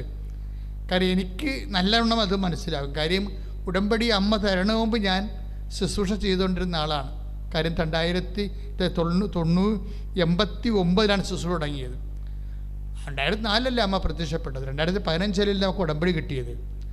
അപ്പോൾ അത്രയും കാലത്തെ ശുശ്രൂഷയിൽ ഉണ്ടാകുന്ന അനുഭവങ്ങളൊക്കെ എനിക്കറിയാം. പണ്ടെനിക്ക് സാക്ഷ്യപേടകം എന്ന് പറഞ്ഞൊരു പുസ്തകം ഉണ്ടായിരുന്നു കൃപാസനത്തിന്, സാക്ഷ്യപേടകം. ഇപ്പോഴും ഉണ്ട് ആ പുസ്തകത്തിൻ്റെ പഴയ കോപ്പികൾ ഇപ്പോഴും ഉണ്ട്. അതിൻ്റെ അർത്ഥം വെച്ചാൽ അന്ന് നടന്ന പ്രധാനപ്പെട്ട സാക്ഷ്യങ്ങളെല്ലാം ആശുപത്രികളിൽ കൊണ്ടുപോയി കൊടുക്കാൻ വേണ്ടി ഉണ്ടാക്കിയൊരു പുസ്തകമാണത്. ആശുപത്രികളിൽ കൊണ്ടുപോയി കൊടുക്കാൻ, ആശുപത്രി രോഗികളായിട്ടിരിക്കുന്ന സമയത്ത് സാക്ഷ്യങ്ങൾ കേൾക്കുമ്പോൾ കർത്താവ് അവരോട് സംസാരിക്കും, ഇല്ലേ? അപ്പം അത് അങ്ങനെ ഒരു സുവിശേഷ ജോലിക്ക് വേണ്ടി ഉണ്ടാക്കിയ സാക്ഷ്യപേടകം. ആ സാക്ഷ്യപേടകത്തിൽ ഒരു 100 കണക്കിന് സാക്ഷ്യങ്ങളുണ്ട്, നല്ല സാക്ഷ്യങ്ങൾ. പക്ഷേ ഉടമ്പടിയുടെ കാലം വരുമ്പോൾ ഉടമ്പടി very particular, very personal, up to the matter. അതാണ് ഉടമ്പടി സാക്ഷ്യങ്ങളുടെ ഒരു ഫീച്ചർ എന്ന് പറയുന്നത്. അത് വളരെ വ്യക്തതയുണ്ടാകും. വ്യക്തതയല്ല, വളരെ വ്യക്തിപരമായിരിക്കും, ഭയങ്കര ക്ലാരിറ്റി ആയിരിക്കും. Above all it is so personal. ഇപ്പോൾ വ്യക്തിയോട് ഇപ്പോൾ അമ്മ എന്താ പറയണത്, നിന്നെ അവളോട് എന്താ പറഞ്ഞത്, അവളോട് എന്താ അമ്മ പറഞ്ഞത്? അതായത് രാത്രി അവർക്കുണ്ടാകുന്ന സ്വപ്നമാണ്. ശ്രുതികട്ടെ ഹല്ലേലൂയ, ആരാധന ആരാധന ആരാധന ആരാധന. ബെൻസി വർഗീസ് അങ്കമാലിയിലുള്ള സഹോദരിയുടെ പ്രശ്നം, അവർക്ക് എമിഗ്രേഷനിൽ നിന്ന്, US എമിഗ്രേഷനിൽ നിന്ന് ഒരു പേപ്പർ വരണം. പക്ഷേ അവരോട് ഇവരുടെ ഏജൻസി അല്ല, ഇവർ പോകേണ്ട സ്ഥലത്തുള്ളവർ ഈ പേപ്പർ വന്നാൽ മാത്രമേ പ്രൊസീഡിങ്സ് നടക്കത്തുള്ളൂ, വിസ പ്രൊസീഡിങ്സ് നടക്കത്തുള്ളൂ. പക്ഷെ അത് ഇവർ വിളിക്കാൻ പറയാനുണ്ട് അങ്ങോട്ട്. അപ്പോൾ അവർ പറയുന്ന, ബെൻസി പറയുന്ന പ്രശ്നം വെച്ച് കഴിഞ്ഞാൽ, അവർക്ക് അമേരിക്കയിലുള്ളവർക്ക് രാത്രി, നമുക്ക് പകലാണ്. അപ്പോൾ ഞാൻ പകൽ വിളിച്ചാൽ അവർ രാത്രി ആയിരിക്കും, അവർ ഉറക്കമായിരിക്കും. അത് കാരണം ഞാൻ കുറേ ദിവസങ്ങൾ രാത്രി ഉറക്കം നിന്ന് ഇവരെ വിളിച്ച്, അവർക്ക് പകലാണല്ലോ. അപ്പോൾ ഓരോ മനുഷ്യൻ അനുഭവിക്കുന്ന പ്രശ്നങ്ങളെ, അതിനാണ് അവരൊന്ന് ഉടമ്പടി ചെയ്തിരിക്കുന്നത്. അതായത് വിളിച്ചു കഴിയുമ്പോൾ അവസാനം ഒരു പ്രാവശ്യം കിട്ടിക്കഴിയുമ്പോൾ ഈ അമേരിക്കക്കാർ ബെൻസി പറയണത്, ഞാൻ പറഞ്ഞ ഇംഗ്ലീഷ് അവർക്ക് മനസ്സിലാണില്ല, അവർ പറഞ്ഞ ഇംഗ്ലീഷ് എനിക്ക് പറ്റണില്ല, എനിക്കും മനസ്സിലാണില്ല. അപ്പോൾ വെറുതെ ലാഗിയാണ്. എല്ലാവരും അനുഭവിക്കുന്ന പ്രശ്നമാണിത്. അമേരിക്കയിലൊക്കെ ബ്രിട്ടനിലൊക്കെ പോകുന്ന എല്ലാവർക്കും അനുഭവിക്കേണ്ട പ്രശ്നമാണ്. നമുക്ക് പകൽ, അവർക്ക് രാത്രി. അത് തന്നെ ഭാഷയുടെ അവസ്ഥ. നമ്മൾ പറഞ്ഞ ഇംഗ്ലീഷ് അവർക്ക് മനസ്സിലാണില്ല, അവർ പറഞ്ഞ ഇംഗ്ലീഷ് നമുക്കും മനസ്സിലാണില്ല, പണിയായി. അവസാനം അമ്മയോട് ഇവൾ പറയും, ഇവൾ ലൈറ്റൊക്കെ അതിൻ്റെ പേര് റിക്വസ്റ്റ് ഇടും. കൃപാസനത്തിലെ ഏറ്റവും വലിയ പ്രാർത്ഥനകളൊന്നാണ് ലൈറ്റൊക്കെ അതിൻ്റെ പേര് റിക്വസ്റ്റ്. അതാണ് ആൾക്കാരെ ആദ്യമായിട്ടും അമ്മ ഹൈ പറയണത്. അവിടുന്ന് അക്കൗണ്ട്, അമ്മയുമായിട്ടൊരു മരീൻ അക്കൗണ്ടാണത്.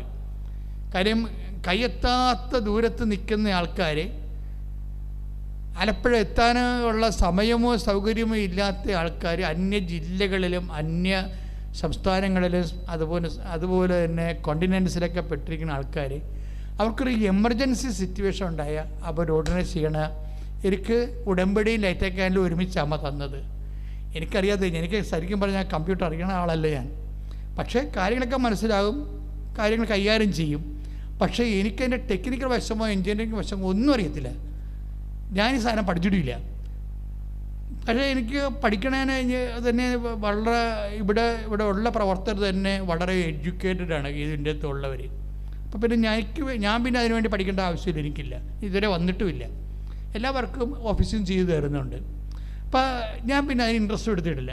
പക്ഷേ എന്താ പ്രശ്നം, എങ്കിലും ഞാനെനിക്ക് ഈ കമ്പ്യൂട്ടർ സെർച്ച് ചെയ്തുന്ന സമയത്ത് എനിക്ക് ലിങ്ക്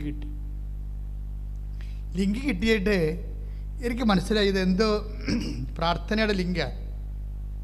ഞാൻ ലിങ്ക് എടുത്തിട്ട് കമ്പ്യൂട്ടർ എഞ്ചിനീയർ എടുത്ത് പറഞ്ഞു, ഇത് എനിക്ക് ആൾക്കാരെ പ്രാർത്ഥിക്കുമ്പോൾ ഉടനെ തിരികെ എത്തണം മാതാവിൻ്റെ മുമ്പിൽ. ആൾക്കാരെ പ്രാർത്ഥിക്കുമ്പോൾ അവരുടെ പേരൊരു തിരികെ എത്തണം ഇവിടെ, ആ പേരെഴുതി കാണിക്കണം. അതായത് ഞാൻ ഈ ഡിക്സൺ എന്ന് പറഞ്ഞ എൻ്റെ സഹോദരന്, അങ്ങനെയാണ് കമ്പ്യൂട്ടർ കാര്യം ചെയ്യേണ്ടത്, എഞ്ചിനീയറിങ് കാര്യം ചെയ്യണം. അദ്ദേഹത്തെ സമർപ്പ് ഞാൻ ജോമാല ചെയ്യും. മാതാവ്, ഞാൻ ഉദ്ദേശിച്ച കാര്യം അയാൾക്ക് പറഞ്ഞു കൊടുക്കണമെന്ന്, ഞാൻ ഉദ്ദേശിച്ച കാര്യം അയാൾക്ക് പറഞ്ഞു കൊടുക്കണമേ എന്ന്. കാര്യം അപ്പം അങ്ങനെയൊക്കെ അഭിഷേകം കിട്ടുമല്ലോ അതിൻ്റെ അകത്ത്. ഇപ്പം അങ്ങനെ പറഞ്ഞു. ഒരു ദിവസം കഴിഞ്ഞപ്പോൾ എന്നെ വിളിച്ച് പറഞ്ഞു, അച്ചായി നമുക്ക് ചെയ്യാമെന്ന് പറഞ്ഞു. അപ്പോൾ ഞാൻ എന്നിട്ട് ഈ ലൈറ്റ് ക്യാൻഡിൽ അടിക്കുമ്പോൾ അവരുടെ കാര്യങ്ങൾ പറയുമ്പോൾ അവരുടെ പേരും തിരിയുമായിട്ട് മാതാവിന് മുമ്പിൽ 10 മിനിറ്റ് കയറാം, 10 ദിവസം കത്തി നിൽക്കും. അപ്പോൾ ഞാനങ്ങനെ ഓർത്ത്, ഇത് ചുമ്മാ ഒരു കമ്പ്യൂട്ടർ ടെക്നിക്കായിട്ട് ആൾക്കാർക്ക് തെറ്റിദ്ധരിക്കുമോ? ഞാൻ ഭയങ്കര ആവേശത്തിലാണ് അമ്മ എനിക്ക് അഭിഷേകം തന്നിട്ട് ഞാൻ പറയണത്. ഇത് ചുമ്മാ ഇങ്ങനെ കമ്പ്യൂട്ടറെ കുത്തി പേരിട്ട് കഴിഞ്ഞാൽ ഉടനെ തിരി തെളിയുമ്പോൾ ഉടനെ ദൈവം കേൾക്കുക എന്ന് ആരെങ്കിലും യുക്തിവാദം ചിന്തിച്ചാൽ എന്ത് ചെയ്യും? ഞാൻ ഈ വിഷയം അമ്മയോട് പറയാം, അമ്മേ ആൾക്കാർ തെറ്റിദ്ധരിക്കാൻ സാധ്യതയുണ്ട്. കാര്യം തിരി കത്തിക്കുമ്പോൾ ഇതൊരു കമ്പ്യൂട്ടർ കളി പോലെ വരുക, മൊത്തം കളിയാണല്ല. അങ്ങനെ വന്നു കഴിഞ്ഞാൽ നമ്മുടെ സത്യാവസ്ഥകളെ ചോദ്യം ചെയ്യപ്പെടും. അതെനിക്ക് സങ്കടമാണ്. അപ്പോൾ ഞാൻ അമ്മയോട് എന്ത് എൻ്റെ മനസ്സിലുണ്ടാകണം എല്ലാം ഞാൻ അതുപോലെ പറയും. നിങ്ങൾ എൻ്റെ ഈ പ്രസംഗം കേൾക്കുമ്പോൾ നിങ്ങളും ഇതുപോലെ ഈ ഫോർമാറ്റിലായിട്ട് പ്രയർ കമ്മ്യൂണിക്കേഷൻ കൊണ്ടുവരണം. കാര്യം നമ്മൾക്ക് എന്തായാലും അമ്മയോട് ഉള്ളതുപോലെ അങ്ങോട്ട് നമുക്കറിയാവുന്ന ഭാഷ കൺവേ ചെയ്യണം. അത് ഭയങ്കരമായ മറുപടി ഉണ്ടാകും. കാര്യം നമ്മുടെ ജീവിതം കറക്റ്റാണെന്നുണ്ടെങ്കിൽ ഇതൊക്കെ കൃത്യമായിട്ട് മറുപടി പറഞ്ഞുകൊണ്ടിരിക്കും ദൈവം. അപ്പോൾ എന്താ പ്രശ്നം വെച്ച് കഴിഞ്ഞാൽ, ജീവിതം കറക്റ്റെന്ന് ഞാൻ പറയുന്നത് കാശ് നമുക്കും തെറ്റിപ്പോകും, അതല്ല പ്രശ്നം. ബോധപൂർവം നമ്മളെ തെറ്റിലേക്ക് വീഴാത്ത ശ്രദ്ധ ഉണ്ടാക്കണം. മനുഷ്യന്മാരാണ് ചിലപ്പോൾ അറിഞ്ഞും അറിയാതെയൊക്കെ കുറേ തെറ്റുകളൊക്കെ ഉണ്ട്. അറിയാതെ തെറ്റുണ്ടായാൽ പോലും ശിക്ഷിക്കുമെന്ന് വചനം പറഞ്ഞിട്ടുണ്ട്. 19-ാം സങ്കീർത്തനത്തിൽ പറഞ്ഞിട്ടുണ്ട്, എൻ്റെ അറിയാത്ത തെറ്റുകൾ എന്നോട് ക്ഷമിക്കണമേ. അപ്പോൾ അറിയാത്ത തെറ്റുകളുണ്ട്. അറിയാത്ത കൊണ്ടല്ലേ എന്ന് പറഞ്ഞിട്ട് കാര്യമില്ല. കാര്യം ഈ മനുഷ്യത്വത്തിൻ്റെ ആ കോൺഷ്യസിൽ ദൈവം തെറ്റും ശരിയും എല്ലാം നേരത്തെ കൊടുത്തിട്ടുണ്ട്. അതിന് ജാതിയും മതവും ഇതൊന്നുമില്ല. തെറ്റിനും ശരിക്കും എല്ലാ മനുഷ്യന്മാർക്കും അതല്ലേ മനസാക്ഷി തന്നെയാണ് അവിടെ നിയമം എന്നൊക്കെ സെൻറ്റ് പോൾ പറഞ്ഞത്. എന്താണ് നിയമം ലഭിച്ചിട്ടില്ലെങ്കിൽ വിജാതീയരായ അക്രൈസ്തവരായ സഹോദരങ്ങൾക്ക് അവരുടെ മനസാക്ഷി തന്നെയാണ് നിയമമെന്ന് പറയും. ക്രിസ്തുവിനെ കണ്ടെത്തുന്നവരെ ക്രിസ്തുവാണ് മനുഷ്യത്വത്തിന് എത്തിച്ചേരാവുന്ന ഏറ്റവും വലിയ റിവൈസ്ഡ് ആയിട്ടുള്ള ഏറ്റവും വലിയ ഫോം. അപ്പം അതുകൊണ്ട് എൻ്റെ സഹോദരങ്ങളെ, കൊളോക്കിയൽ കമ്മ്യൂണിക്കേഷൻസ് ഭയങ്കര പേഴ്സണൽ ബന്ധത്തിൻ്റെ ഭാഗമാണ്. അപ്പോൾ ഞാൻ അമ്മയോട് പറഞ്ഞു, അമ്മ ഇതൊക്കെ ടെക്നിക്ക് പ്രയറായിട്ട് ആൾക്കാർക്ക് തോന്നും. കാര്യങ്ങൾ ശരിയാണ്, ഭയങ്കര അവിടെ അഭിഷേകം കിട്ടുന്നുണ്ട്. അപ്പോൾ അമ്മ എന്നോട് അന്ന് പറഞ്ഞത് എന്താണെന്ന് അറിയാമോ? അതായത് അമ്മേൻ്റെ മനസ്സിൽ തന്നിരിക്കുന്ന ചിന്തയെന്ന് പറയണത് ചിന്തയല്ല, ബോധ്യം. കാര്യം നമുക്ക് ചിന്തയായിട്ടല്ല വരണത്, എപ്പോഴും ബോധ്യമായിട്ടാണ് വരണത്. ദൈവത്തിൻ്റെ എല്ലാ കാര്യങ്ങളും ബോധ്യം, അങ്ങോട്ടും ഇങ്ങോട്ടും അതായിരിക്കുമോ ഇതായിരിക്കുമോ അങ്ങനെയൊക്കെ തോന്നിയതാണോ അല്ലാണോ അങ്ങനെ ഇങ്ങനെ അഴകുഴമ്പം പരിപാടിയൊന്നുമില്ല. നമുക്കുള്ള കൺവിക്ഷനാണ്, ഫേം കൺവിഷൻ. ദൈവമായിട്ടുള്ള ഇൻട്രാക്ഷനിൽ നമുക്ക് ലഭിക്കുന്നത് ഫേം കൺവിഷനാണ്. എന്നുവെച്ചാൽ കറ കളഞ്ഞ ബോധ്യം കിട്ടും. ഇപ്പം അമ്മ എന്നോട് പറഞ്ഞെന്താ പറയാമോ? എടാ അത് എന്ന് വെച്ചാൽ കൃപാസനത്തിൻ്റെ വർഷങ്ങളായിട്ടുള്ള പ്രാർത്ഥനകൾ അതാണ് ഇതിൻ്റെ ആസ്തി. അയ്യോ, അത് കേട്ടോടുകൂടിയാണ് ഞാൻ ഞെട്ടിപ്പോയി, സന്തോഷമായി. അതായത് കൃപാസനത്തിൽ നീ ബ്ലെസ്സിങ്സ്, നീ അഭിഷേകം മേടിച്ചതിന് ശേഷം ഇന്ന് വരെ ജനങ്ങളെ കൊണ്ട് പ്രാർത്ഥിപ്പിച്ചിരിക്കുന്നത്. അപ്പോൾ അഖണ്ഡ ജപമാലയല്ല ഇവിടെ നിന്നല്ലേ പറഞ്ഞത്. ഇപ്പോൾ അഖണ്ഡ ജപമാല ചെല്ലുന്ന ഒരു വ്യവസായൻ ഇവിടെ കൊണ്ടുവന്നിട്ട് വർഷങ്ങളോളം രാത്രിയും പകലും ജപമാല ഉണ്ടായിരുന്ന അത് കൃപാസനത്തിൻ്റെ ആധ്യാത്മിക ആസ്തിയാണ്. കടലോരത്ത് 10 കൊല്ലം കടലിൽ കൺവെൻഷൻ നടത്തി. കടലിൽ കൺവെൻഷൻ നടത്തുമ്പോൾ ഞാൻ കൊച്ചി തൊട്ട് 2 മാസം 60 ദിവസം പുന്നപ്പുറ വരെ ഓരോ സന്ധ്യയ്ക്കും പോയിട്ട് കടപ്പുറത്തേക്ക് ഓരോ യോഗം വിളിച്ചിട്ട് മധ്യസ്ഥ പ്രാർത്ഥന നടത്തി അവിടെ പ്രസംഗിച്ച് അതെല്ലാം സുവിശേഷ പ്രകടനം 10 കൊല്ലം ചെയ്ത്. അതിൻ്റെ ഇടയ്ക്കാണ് ഈ 10,000 കണക്കിന് ആൾക്കാരുടെ കൺവെൻഷൻ. അതിന് കൃപാസനം ഇവിടെ തുടങ്ങിയപ്പോഴും ഈ 365 ദിവസം പ്രാർത്ഥിച്ചിട്ടുണ്ട്. ഓരോ ഗ്രൂപ്പുകൾ വന്നിട്ട് 365 ദിവസവും 24 മണിക്കൂറും ഇതെല്ലാം ആസ്തിയാണ്. അപ്പം ഇതിൻ്റെ ആസ്തി ഭയങ്കരമാണ്. ഈ ആസ്തിയിലാണ് ലൈറ്റ് അക്കാൻ്റെ പേർ റിക്വസ്റ്റ് ഇടുന്നത്. ഇപ്പോൾ ആ ചേച്ചി എന്താ ചെയ്തിരിക്കുന്നത്, ബെൻസി എന്താ ചെയ്തിരിക്കുന്നത്, അവർ അമേരിക്കക്കാരോട് സംസാരിക്കണത് അവർക്ക് മനസ്സിലാണില്ല. രാത്രി ഉറക്കം നിലക്ക് 2 മണിക്കൊക്കെയാണ് സംസാരിക്കണത്. ഇവരോട് സംസാരിക്കാൻ വേണ്ടി അവരുടെ ഓഫീസ് വർക്ക് ചെയ്യാൻ വേണ്ടി. അപ്പോൾ അവർ പറയണത് ഇംഗ്ലീഷ് ഇവർക്ക് മനസ്സിലാണില്ല, ഇവർ പറഞ്ഞ ഇംഗ്ലീഷ് അവർക്ക് മനസ്സിലാണില്ല. അപ്പോഴേ കൺഫ്യൂഷൻ. ഇപ്പോൾ ഇവരെന്ത് ചെയ്ത് കൃപാസനം എത്തുന്നുമ്പോൾ അവർ ലൈറ്റ് അക്കാൻ്റെ റിക്വസ്റ്റ് ഇട്ട് ലൈറ്റ് അക്കാൻ്റെ റിക്വസ്റ്റ് ഇട്ടോടുകൂടി അമ്മേ എനിക്ക് എമിഗ്രേഷൻ ക്ലിയർ ആകുന്നില്ല, എനിക്ക് അവിടുന്ന് ഒരു കൺകറൻസി കിട്ടിയാൽ മാത്രമേ വിസ പ്രോസസ്സിങ് തുടങ്ങത്തുള്ളൂ എന്നാണ് ഇവർ പറയണത്. അപ്പോൾ അതുകൊണ്ട് നടക്കത്തില്ലെന്ന് പറഞ്ഞതാണ്. അപ്പോൾ ഇവർ ലൈറ്റക് ആൻഡ് പേരക്വസ്റ്റോടുകൂടി ഈ ബെൻസി വർഗീസിൻ്റെ രാത്രി അമ്മ അവർക്ക് സ്വപ്നത്തിൽ കണ്ടിട്ട് പറയും 87 വർക്ക് ലോ അറേഞ്ച്മെൻ്റ് എന്ന് പറയും. അയ്യോ, അത് അവരെ സാക്ഷ്യം കേൾക്കാൻ ഇന്നിട്ടിരിക്കുന്ന സാക്ഷ്യമാണത്. അതായത് 87 ദിവസം കഴിയുമ്പോൾ ഈ രാജ്യത്ത് വർക്ക് ലോ അറേഞ്ച് നിനക്ക് പറ്റുന്ന രീതി, നിന്നെ കൂടി അക്കോമഡേറ്റ് ചെയ്യാൻ പറ്റുന്ന രീതിയിൽ അവിടെ തൊഴിൽ നിയമം മാറാൻ പോകുന്നതെന്ന്. അപ്പോൾ ഇതാണ് ഇതിൻ്റെ ഒരു രീതി എന്ന് പറയുന്നത്. നമുക്ക് ഞെട്ടിപ്പോകും നമ്മുടെ. അതായത് ഒരു വ്യക്തി ഏത് വിഷയത്തിലാണ് വേദന അനുഭവിക്കണത്, കൈയും കാലും എത്താത്ത രീതിയിൽ നടുക്കടലിൽ കിടക്കുന്നത്, ആ പർട്ടിക്കുലർ വിഷയത്തിൽ ദൈവം ഇടപെടും. പർട്ടിക്കുലർ രാജ്യത്തിൻ്റെ നിയമങ്ങളൊക്കെ അമ്മ ചേഞ്ച് ചെയ്യും. ഇത് പുതിയ കാര്യമല്ല. ഞങ്ങളിതിങ്ങനെ വലിയ അത്ഭുതമില്ലാതെ പറയണ കാര്യം, ഈ രാജ്യങ്ങളുടെ നിയമങ്ങൾ അമ്മ ചേഞ്ച് ചെയ്യണത് ഏതാണ്ട് 4ാമത്തെ സാക്ഷ്യമാണ് ഇവിടെ. ഒരു അത്യാവശ്യം വന്നു കഴിഞ്ഞാൽ നിന്നെ ഏത് അക്കൗണ്ടിലും അമ്മ നിലനിർത്തും. എൻ്റെ മക്കളെ, എൻ്റെ പ്രശ്നം വെച്ച് കഴിഞ്ഞാൽ ഒരിക്കലും നമ്മൾ ദൈവത്തിൻ്റെ രീതികളൊക്കെ കണ്ടു കഴിഞ്ഞാൽ പിന്നെ നമ്മൾ പാപമെന്ന് പറയണ എന്താ, ആ ദൈവത്തിൽ നിന്ന് അകന്നു പോണത് മാത്രമാണ്. അല്ല, നീ ചെയ്ത് കൂട്ടണ മണ്ടത്തരങ്ങളും കാര്യങ്ങളൊന്നും അല്ല. പാപമെന്ന് പറയണ എന്താ, നിന്നെ പരിപാലിക്കണ ദൈവത്തിൽ നിന്ന് മറന്നു പോണത്, ഓർക്കാതിരിക്കണതാണ് പാപം. ശരിക്കും ഞാൻ മുമ്പ് എന്താ പറഞ്ഞത്, പാപം എന്ന് പറയുന്നത് മനുഷ്യത്വത്തിനെതിരായി വരുന്ന എല്ലാ പാപം. അത് ജനറലാണ്. ഇത് പെർട്ടിക്കുലറായിട്ട് വരുമ്പോൾ എന്താ പറയുക, പാപം എന്ന് പറയുന്നത് നിന്നെ ഇതുപോലെ സ്നേഹിക്കണ ദൈവത്തിനും കുറിച്ച് ഓർക്കാണ്ട് ഓരോ കാര്യങ്ങൾ ചെയ്ത് കൂട്ടത്തില്ലേ, ഓർക്കാണ്ട്, ദൈവത്തിന് ഓർക്കാണ്ട്. ഇന്നലെ എൻ്റെ ഒരു സഹപ്രവർത്തകൻ എന്നെ വിളിച്ചു. ഒരു അങ്ങേരുടെ തോട്ടത്തിലൊരു ചെറിയ അടിയുണ്ടായി. അപ്പോൾ എന്നോട് ചോദിച്ചു, ഞാൻ ഒരു റിവോൾവറിൻ്റെ ലൈസൻസിന് വേണ്ടി അപേക്ഷിക്കാൻ പോവുകയാണ്. ഞാൻ പറയും, എന്തിനെ ഷൂട്ട് ചെയ്യാനാണ്? അപ്പോഴേ കർത്താവിനോട് പറഞ്ഞ് അവനോട് പറയണം, ആത്മാവിൽ തുടങ്ങിയിട്ട് ശരീരത്തിൽ അവസാനിപ്പിക്കരുതെന്ന്. ബൈബിളിലുണ്ടാകുന്ന സാധനമാണ്, ബൈബിളൊരു വാക്കാണത്.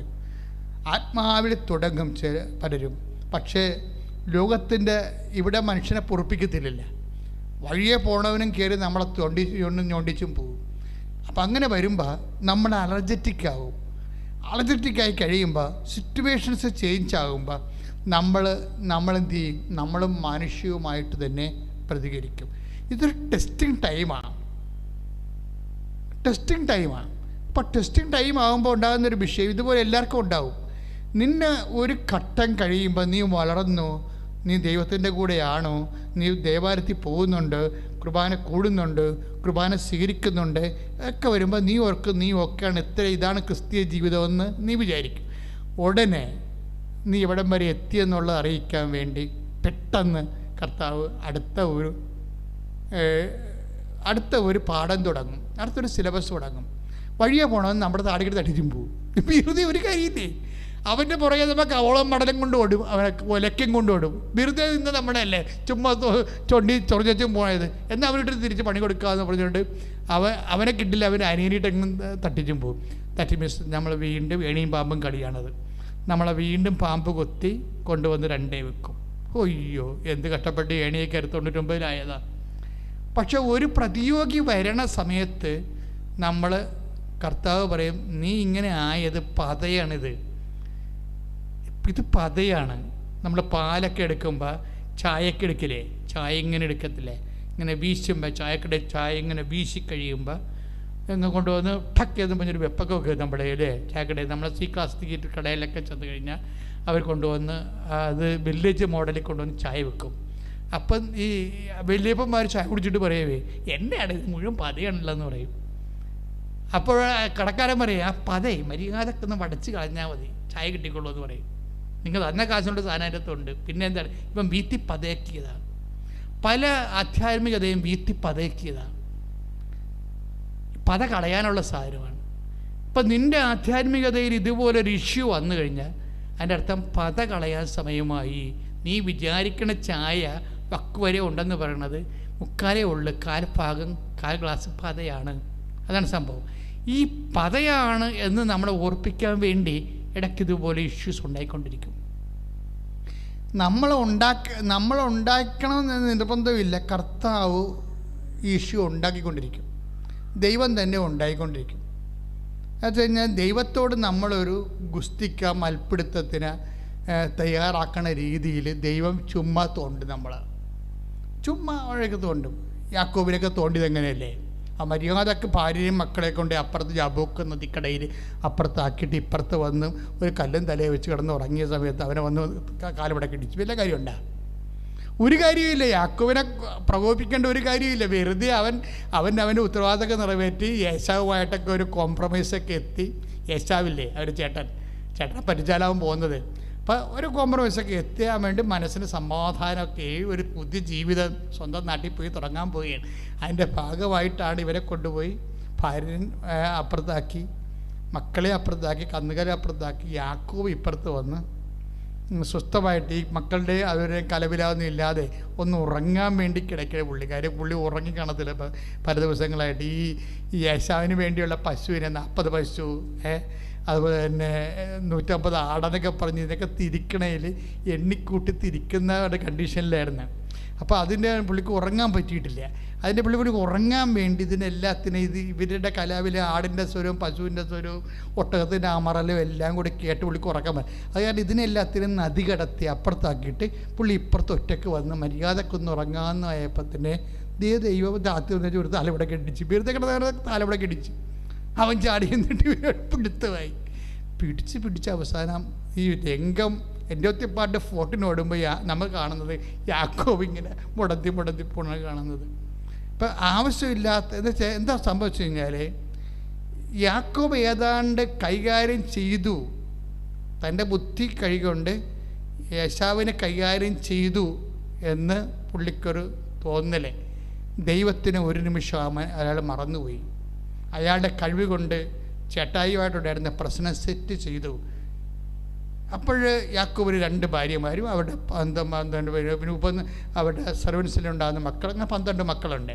അപ്പോൾ സമർത്ഥമായ ഒരു കുടുംബവും അതിനെ പോറ്റാനുള്ള പൊന്നും എല്ലാം. എന്നെ അവിടെ പെണ്ണുമ്പിള്ളവെല്ലാം കള്ളികളായിരുന്നു. ആ വീട്ടിൽ നിന്ന് വരുമ്പോൾ അവർക്ക് സീതനം കിട്ടാഞ്ഞ കാരണം അമ്മാവൻ്റെക്ക് അന്ന് മാക്സിമം അപ്പൻ്റെക്ക് നിന്ന് അടിച്ചുകൊണ്ടാണ് പോകുന്നത്, ആങ്ങളുടെക്ക് അടിച്ചുകൊണ്ടാണ് പോകുന്നത്. അപ്പം ലേയയും ഫസ്റ്റാണ്, റാഖേലും ഫസ്റ്റാണ്. കാര്യം അവിടെ അങ്ങനെ ചെയ്തിട്ടാണ്. കാര്യം അയാൾ അതിൻ്റെക്കാൾ അർക്കിസ് പാർട്ടിയായിരുന്നു. ലാബാൻ എന്ന് പറഞ്ഞ ആൾ അയാൾക്ക് എത്രയോ വർഷം പണി ചെയ്തിട്ടാണ് ഇവനെ ഈ പരുവത്തിലാക്കി കളഞ്ഞത്. അവസാനം ദൈവം ഇവനെ അനുഗ്രഹിച്ച്. പക്ഷേ ഇങ്ങനെയൊക്കെയാണെങ്കിൽ ഇതെല്ലാം തൻ്റെ കഴിവ് കൊണ്ടാണെന്നൊക്കെ ചിന്തിച്ച് ദൈവത്തിനെ അവോയ്ഡ് ചെയ്ത് കളഞ്ഞ് യാക്കോബ്. അപ്പോഴാണ് പിടുത്തം വന്നത്. ഇതുപോലെ ദൈവം ചിലപ്പോൾ ഒരു പിടുത്തം വരും നമ്മുടെ ജീവിതത്തിൽ. ഈ പിടുത്തത്തിൽ ശരിക്കും പറഞ്ഞാൽ പിടിക്കാൻ നിൽക്കാതിരിക്കുകയായിരിക്കും നല്ലത്.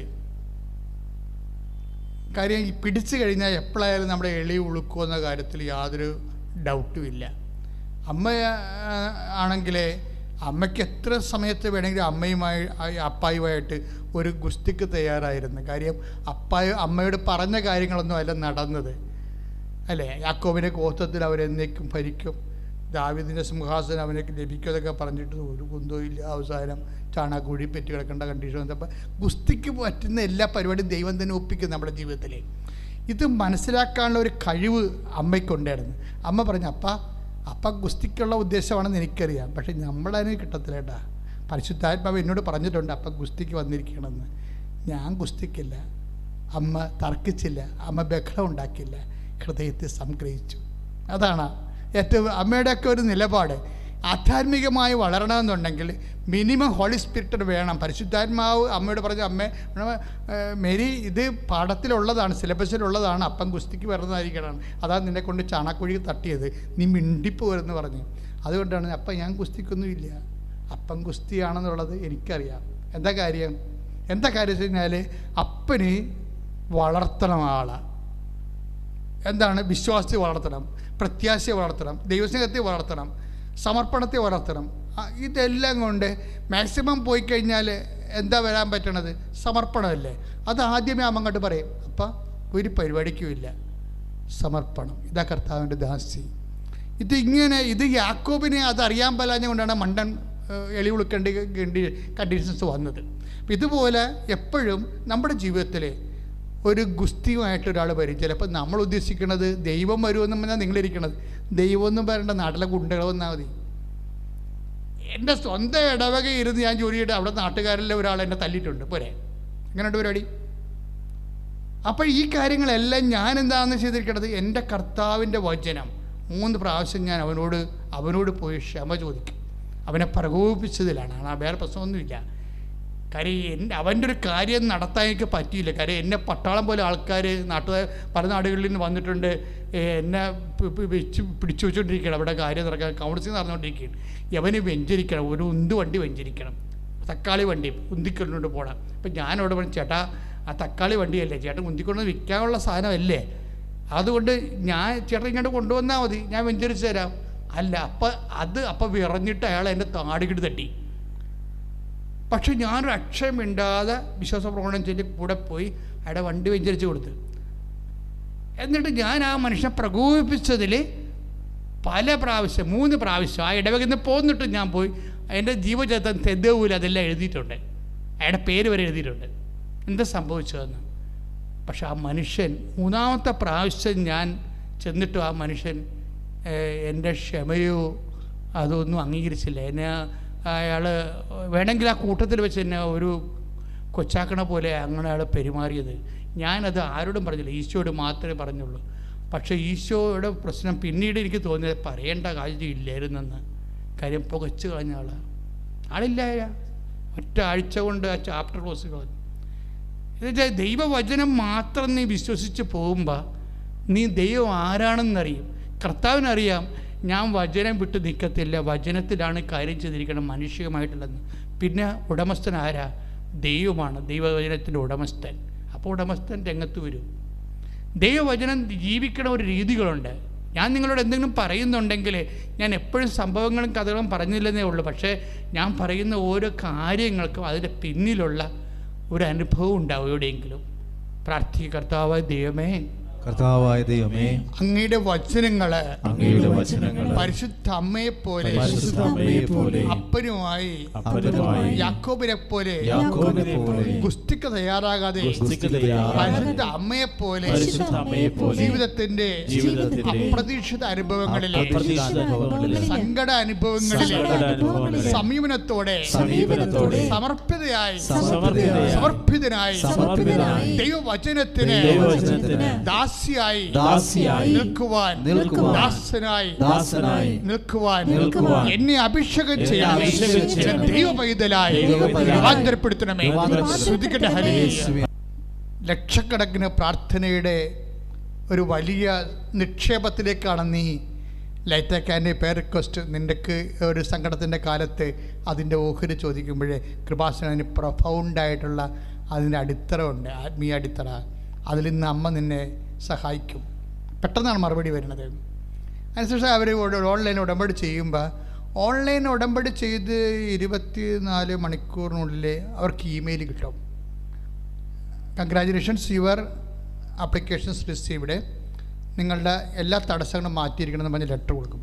അത് ജസ്റ്റ് 24 മണിക്കൂറാണ് അതിൻ്റെ അകത്ത് വർക്ക് ചെയ്യണത്. 24 മണിക്കൂർ. എത്രയോ കാലങ്ങളാണ്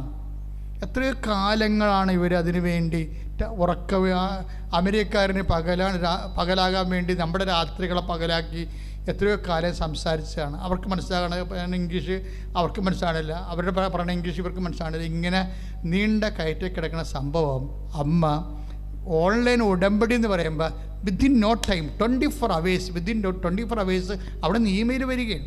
ഇതാണ് ഉടമ്പടി റേഞ്ച് എന്ന് പറയുന്നത്. ഇത് എന്തുകൊണ്ടാണ് ഇങ്ങനെ വരണമെന്ന് ചോദിക്കുമ്പോൾ ഉടമ്പടിയുടെ പാക്കേജ്, അതിൻ്റെ പദ്ധതി അതാണ്.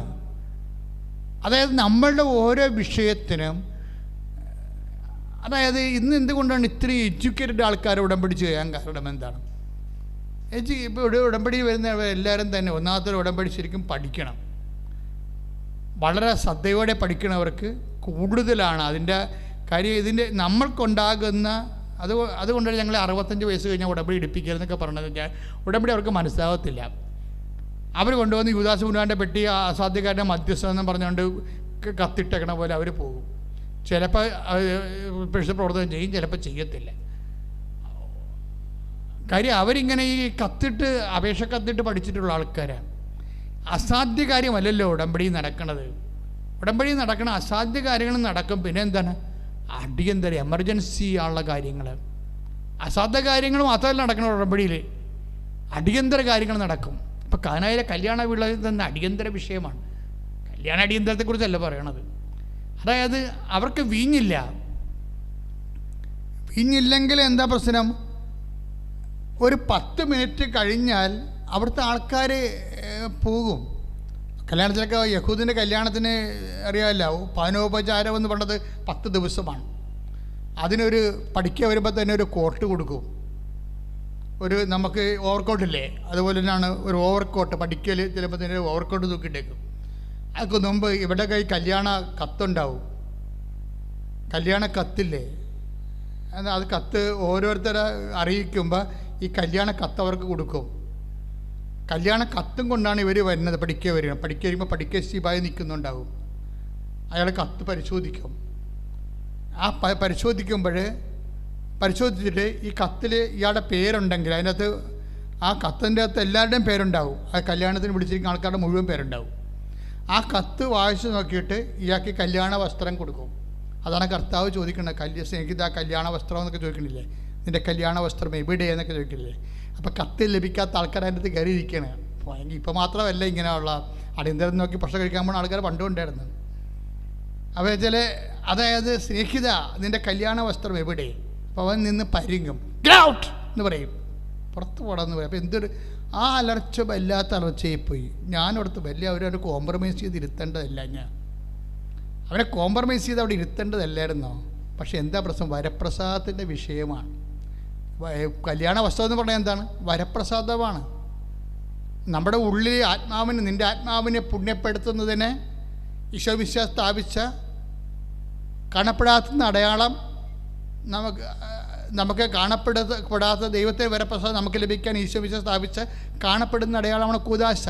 കൂദാശകളിലൂടെയും ജീവിതത്തിൻ്റെ സാക്ഷ്യങ്ങളിലൂടെയാണ് നമുക്ക് വരപ്രസാദത്തിന് വരുമാനം കിട്ടുന്നത്. ഈ ഒരു സംഭവം ഇല്ലാത്ത കക്ഷിയാണ് അകത്ത് കയറി ഇരിക്കുന്നത്. എവിടെയാണ്? ദൈവരാജ്യത്തിൻ്റെ കാര്യമാണ് ഈ പറയണത്. കല്യാണ വിരുന്നെന്ന് പറയുമ്പോൾ എവിടെയാണ്? ദൈവരാജ്യത്തിലെ കല്യാണ വിരുന്നാണ് ഈ പറയണത്. അവിടെ മണവാളൻ ഈശോയാണ്, സഭ മണവാട്ടിയാണ്. പക്ഷെ അതിൻ്റെ അകത്ത് വരപ്രസാദം ഇല്ലാത്ത പക്ഷിയോട് പറയണത് എന്താണ്? കേരൗട്ട് അടിച്ചിട്ടുണ്ടല്ലോ, ഒരു 1-1.5 അടി അടിക്കണം എന്ന് വെച്ചാൽ കാര്യത്തോടെടുക്കുമ്പോൾ അണ്ടിയോടെടുക്കുമ്പോൾ മാങ്ങയുടെ പുളി നമ്മൾ അറിയും എന്ന് പറഞ്ഞ പോലെ ഈ വരപ്രസാദം, നിത്യജീവൻ, ദൈവരാജ്യം എന്നൊക്കെ പറയുമ്പോൾ അവിടെ ഈശോയുടെ സംസാരത്തിൽ ഒരു പതുമയും ഇല്ല. അയാളെ ഗെറ്റൗട്ട് അടിക്കണമെന്ന് വെച്ചാൽ മിക്കവാറും ആ സ്ഥലം മൊത്തം കെട്ട് കാണും, ആ ഗ്രാമം. കാര്യം അത്രയും സീരിയസ് ആ വിഷയം. വരപ്രസാദം എന്ന് പറഞ്ഞ വസ്ത്രമാണ്, പുണ്യത്തിൻ്റെ വരപ്രസാദത്തിൻ്റെ വസ്ത്രമാണ് കല്യാണ വസ്ത്രം എന്ന് പറയുന്നത്. ഇത് ദൈവരാജ്യത്തിൽ ഇല്ല എന്നുണ്ടെങ്കിൽ, നമ്മൾ ചെല്ലുമ്പോഴില്ലെങ്കിൽ നമ്മൾ ഗെറ്റ് ഔട്ടാണ്. എൻ്റെ അകത്ത് ഒരു സംശയമില്ല കാര്യത്തിൽ. അപ്പോൾ ഇവിടുത്തെ പ്രോബ്ലം എന്ന് വെച്ച് കഴിഞ്ഞാൽ ഇവിടെ വീഞ്ഞ് തീർന്നു പോയി. വീഞ്ഞ് തീർന്നു പോയത് എന്താവശ്യമാണത്? അത്യാവശ്യമല്ല, അസാധ്യകാര്യമല്ല. അസാധ്യകാര്യം ഇല്ലതേ. അസാധ്യകാര്യം അടുത്ത വീട്ടിൽ പോയി, അടുത്ത സ്ഥലത്ത് എവിടെയാണെന്ന് വെച്ചാൽ പോയി ഈ വായ്പ മേടിച്ചാൽ മതി, അല്ലെങ്കിൽ അടുത്ത കടയിൽ പോയി കടം മേടിച്ചാൽ മതി. ഇപ്പോൾ വായ്പ മേടിക്കുക, കടം മേടിക്കുക എന്നുള്ള പ്രൊവിഷൻസൊക്കെ അമ്മയ്ക്ക് അറിയാം. പക്ഷെ അമ്മ നിൽക്കുമ്പോൾ നിനക്ക് വായ്പ വാങ്ങിക്കേണ്ടി വരത്തില്ല. അമ്മ നിൻ്റെ വീട്ടിലുണ്ടെങ്കിൽ നിനക്ക് കടം മേടിക്കേണ്ടി വരത്തില്ല. ഇത് നീ പഠിക്കണം. ഞാനിത് പഠിച്ചത് ഞാൻ ഒരിടത്ത് വായിച്ചതല്ല. ഞാൻ അമ്മയുടെ കൂടെ അമ്മയുടെ ഉടുപ്പേ തൂങ്ങി നടന്ന കാലത്ത് അമ്മ പറഞ്ഞിട്ടുള്ള കാര്യങ്ങളാണിതെല്ലാം. നമ്മുടെ മനസ്സിൽ ആത്മാവ് തോന്നിയിട്ടുള്ള കാര്യമാണ്. ആ കാനായിലെ കല്യാണത്തിൽ ആ വിഷയം നിസ്സാര വിഷയമാണ്. അത് വേണമെങ്കിൽ അമ്മയ്ക്ക് പരിഹരിക്കണമെങ്കിൽ അടുത്ത കടയിൽ പോയി കടം മേടിക്കാൻ പറഞ്ഞാൽ മതി, അല്ലെങ്കിൽ അടുത്ത വീട്ടിൽ പോയി വായ്പ വാങ്ങിക്കാൻ പറഞ്ഞാൽ മതി. പക്ഷേ അമ്മ നിൽക്കുമ്പോൾ നിന്നെ കണ്ടവൻ്റെ മുമ്പിൽ കൈനീട്ടാൻ അനുവദിക്കത്തില്ല. ഏത് അമേരിക്കക്കാരനാണെന്ന് പറഞ്ഞാലും അമ്മ ഇംഗ്ലീഷ്, നമ്മൾ പറഞ്ഞ ഇംഗ്ലീഷ് മനസ്സിലാകത്തില്ലെന്ന് പറഞ്ഞാലും അമ്മ ഇടപെട്ട് കഴിയുമ്പോഴല്ല അവൻ ജപ അടിച്ചുകൊണ്ട് സാരിങ്ങട്ട് ഇമെയിൽ വിടും. അതാണ് കാര്യം. അത് അനുഭവിച്ചിട്ടുള്ളവൻ പിന്നെ ഒരിക്കലും പോകത്തില്ല. ഇതെന്ന് പറയുന്നത് നമ്മൾ വിചാരിക്കണം, ചിന്തിക്കണം വിഷയമല്ല, അതിനേക്കാൾ വലിയ വിഷയമാണ്. അസാധ്യ കാര്യങ്ങളുടെ മധ്യസ്ഥന്മാർ. ഇപ്പം ചില കാര്യങ്ങൾ അപ്പോസ്തലന്മാർ പറഞ്ഞാലും നടക്കത്തില്ല, ഉറപ്പാണ്. ചില കാര്യങ്ങൾ അപ്പോസ്തലന്മാർ പറഞ്ഞാലും നടക്കത്തില്ല. എന്താ ഞാൻ അങ്ങനെ പറയാൻ കാര്യം? അതായത് ഇപ്പം നമുക്ക് ഉദാഹരണം കാനംകാരിയുടെ കാര്യമില്ലേ? കാനംകാരി ഒരു വിജാതി സ്ത്രീയാണ്. അവരെന്താ പറയണത്? ശ്രുതിക്കട്ടെ മക്കളെ, ആ വാഹാഗ് എടുക്കാം നമുക്ക്. ശ്രുതിക്കട്ടെ, ശ്രുതിക്കട്ടെ. Hallelujah, hallelujah. കരങ്ങൾ ഉയർത്തിക്കൊണ്ട് സ്തുതിക്കട്ടെ. Hallelujah, hallelujah, hallelujah. കർത്താവേ, ഉടമ്പടിയുടെ വലിയ പ്രബോധനങ്ങൾ ഞങ്ങളെ ആത്മാവില് നവീകരിക്കുന്നതിനെ ഓർത്ത് ശക്തി പറയുന്ന കർത്താവേ. മത്തായിയുടെ സുവിശേഷം ഹല്ലേലൂയ. 15:27. മത്തായിയുടെ സുവിശേഷം 15:27.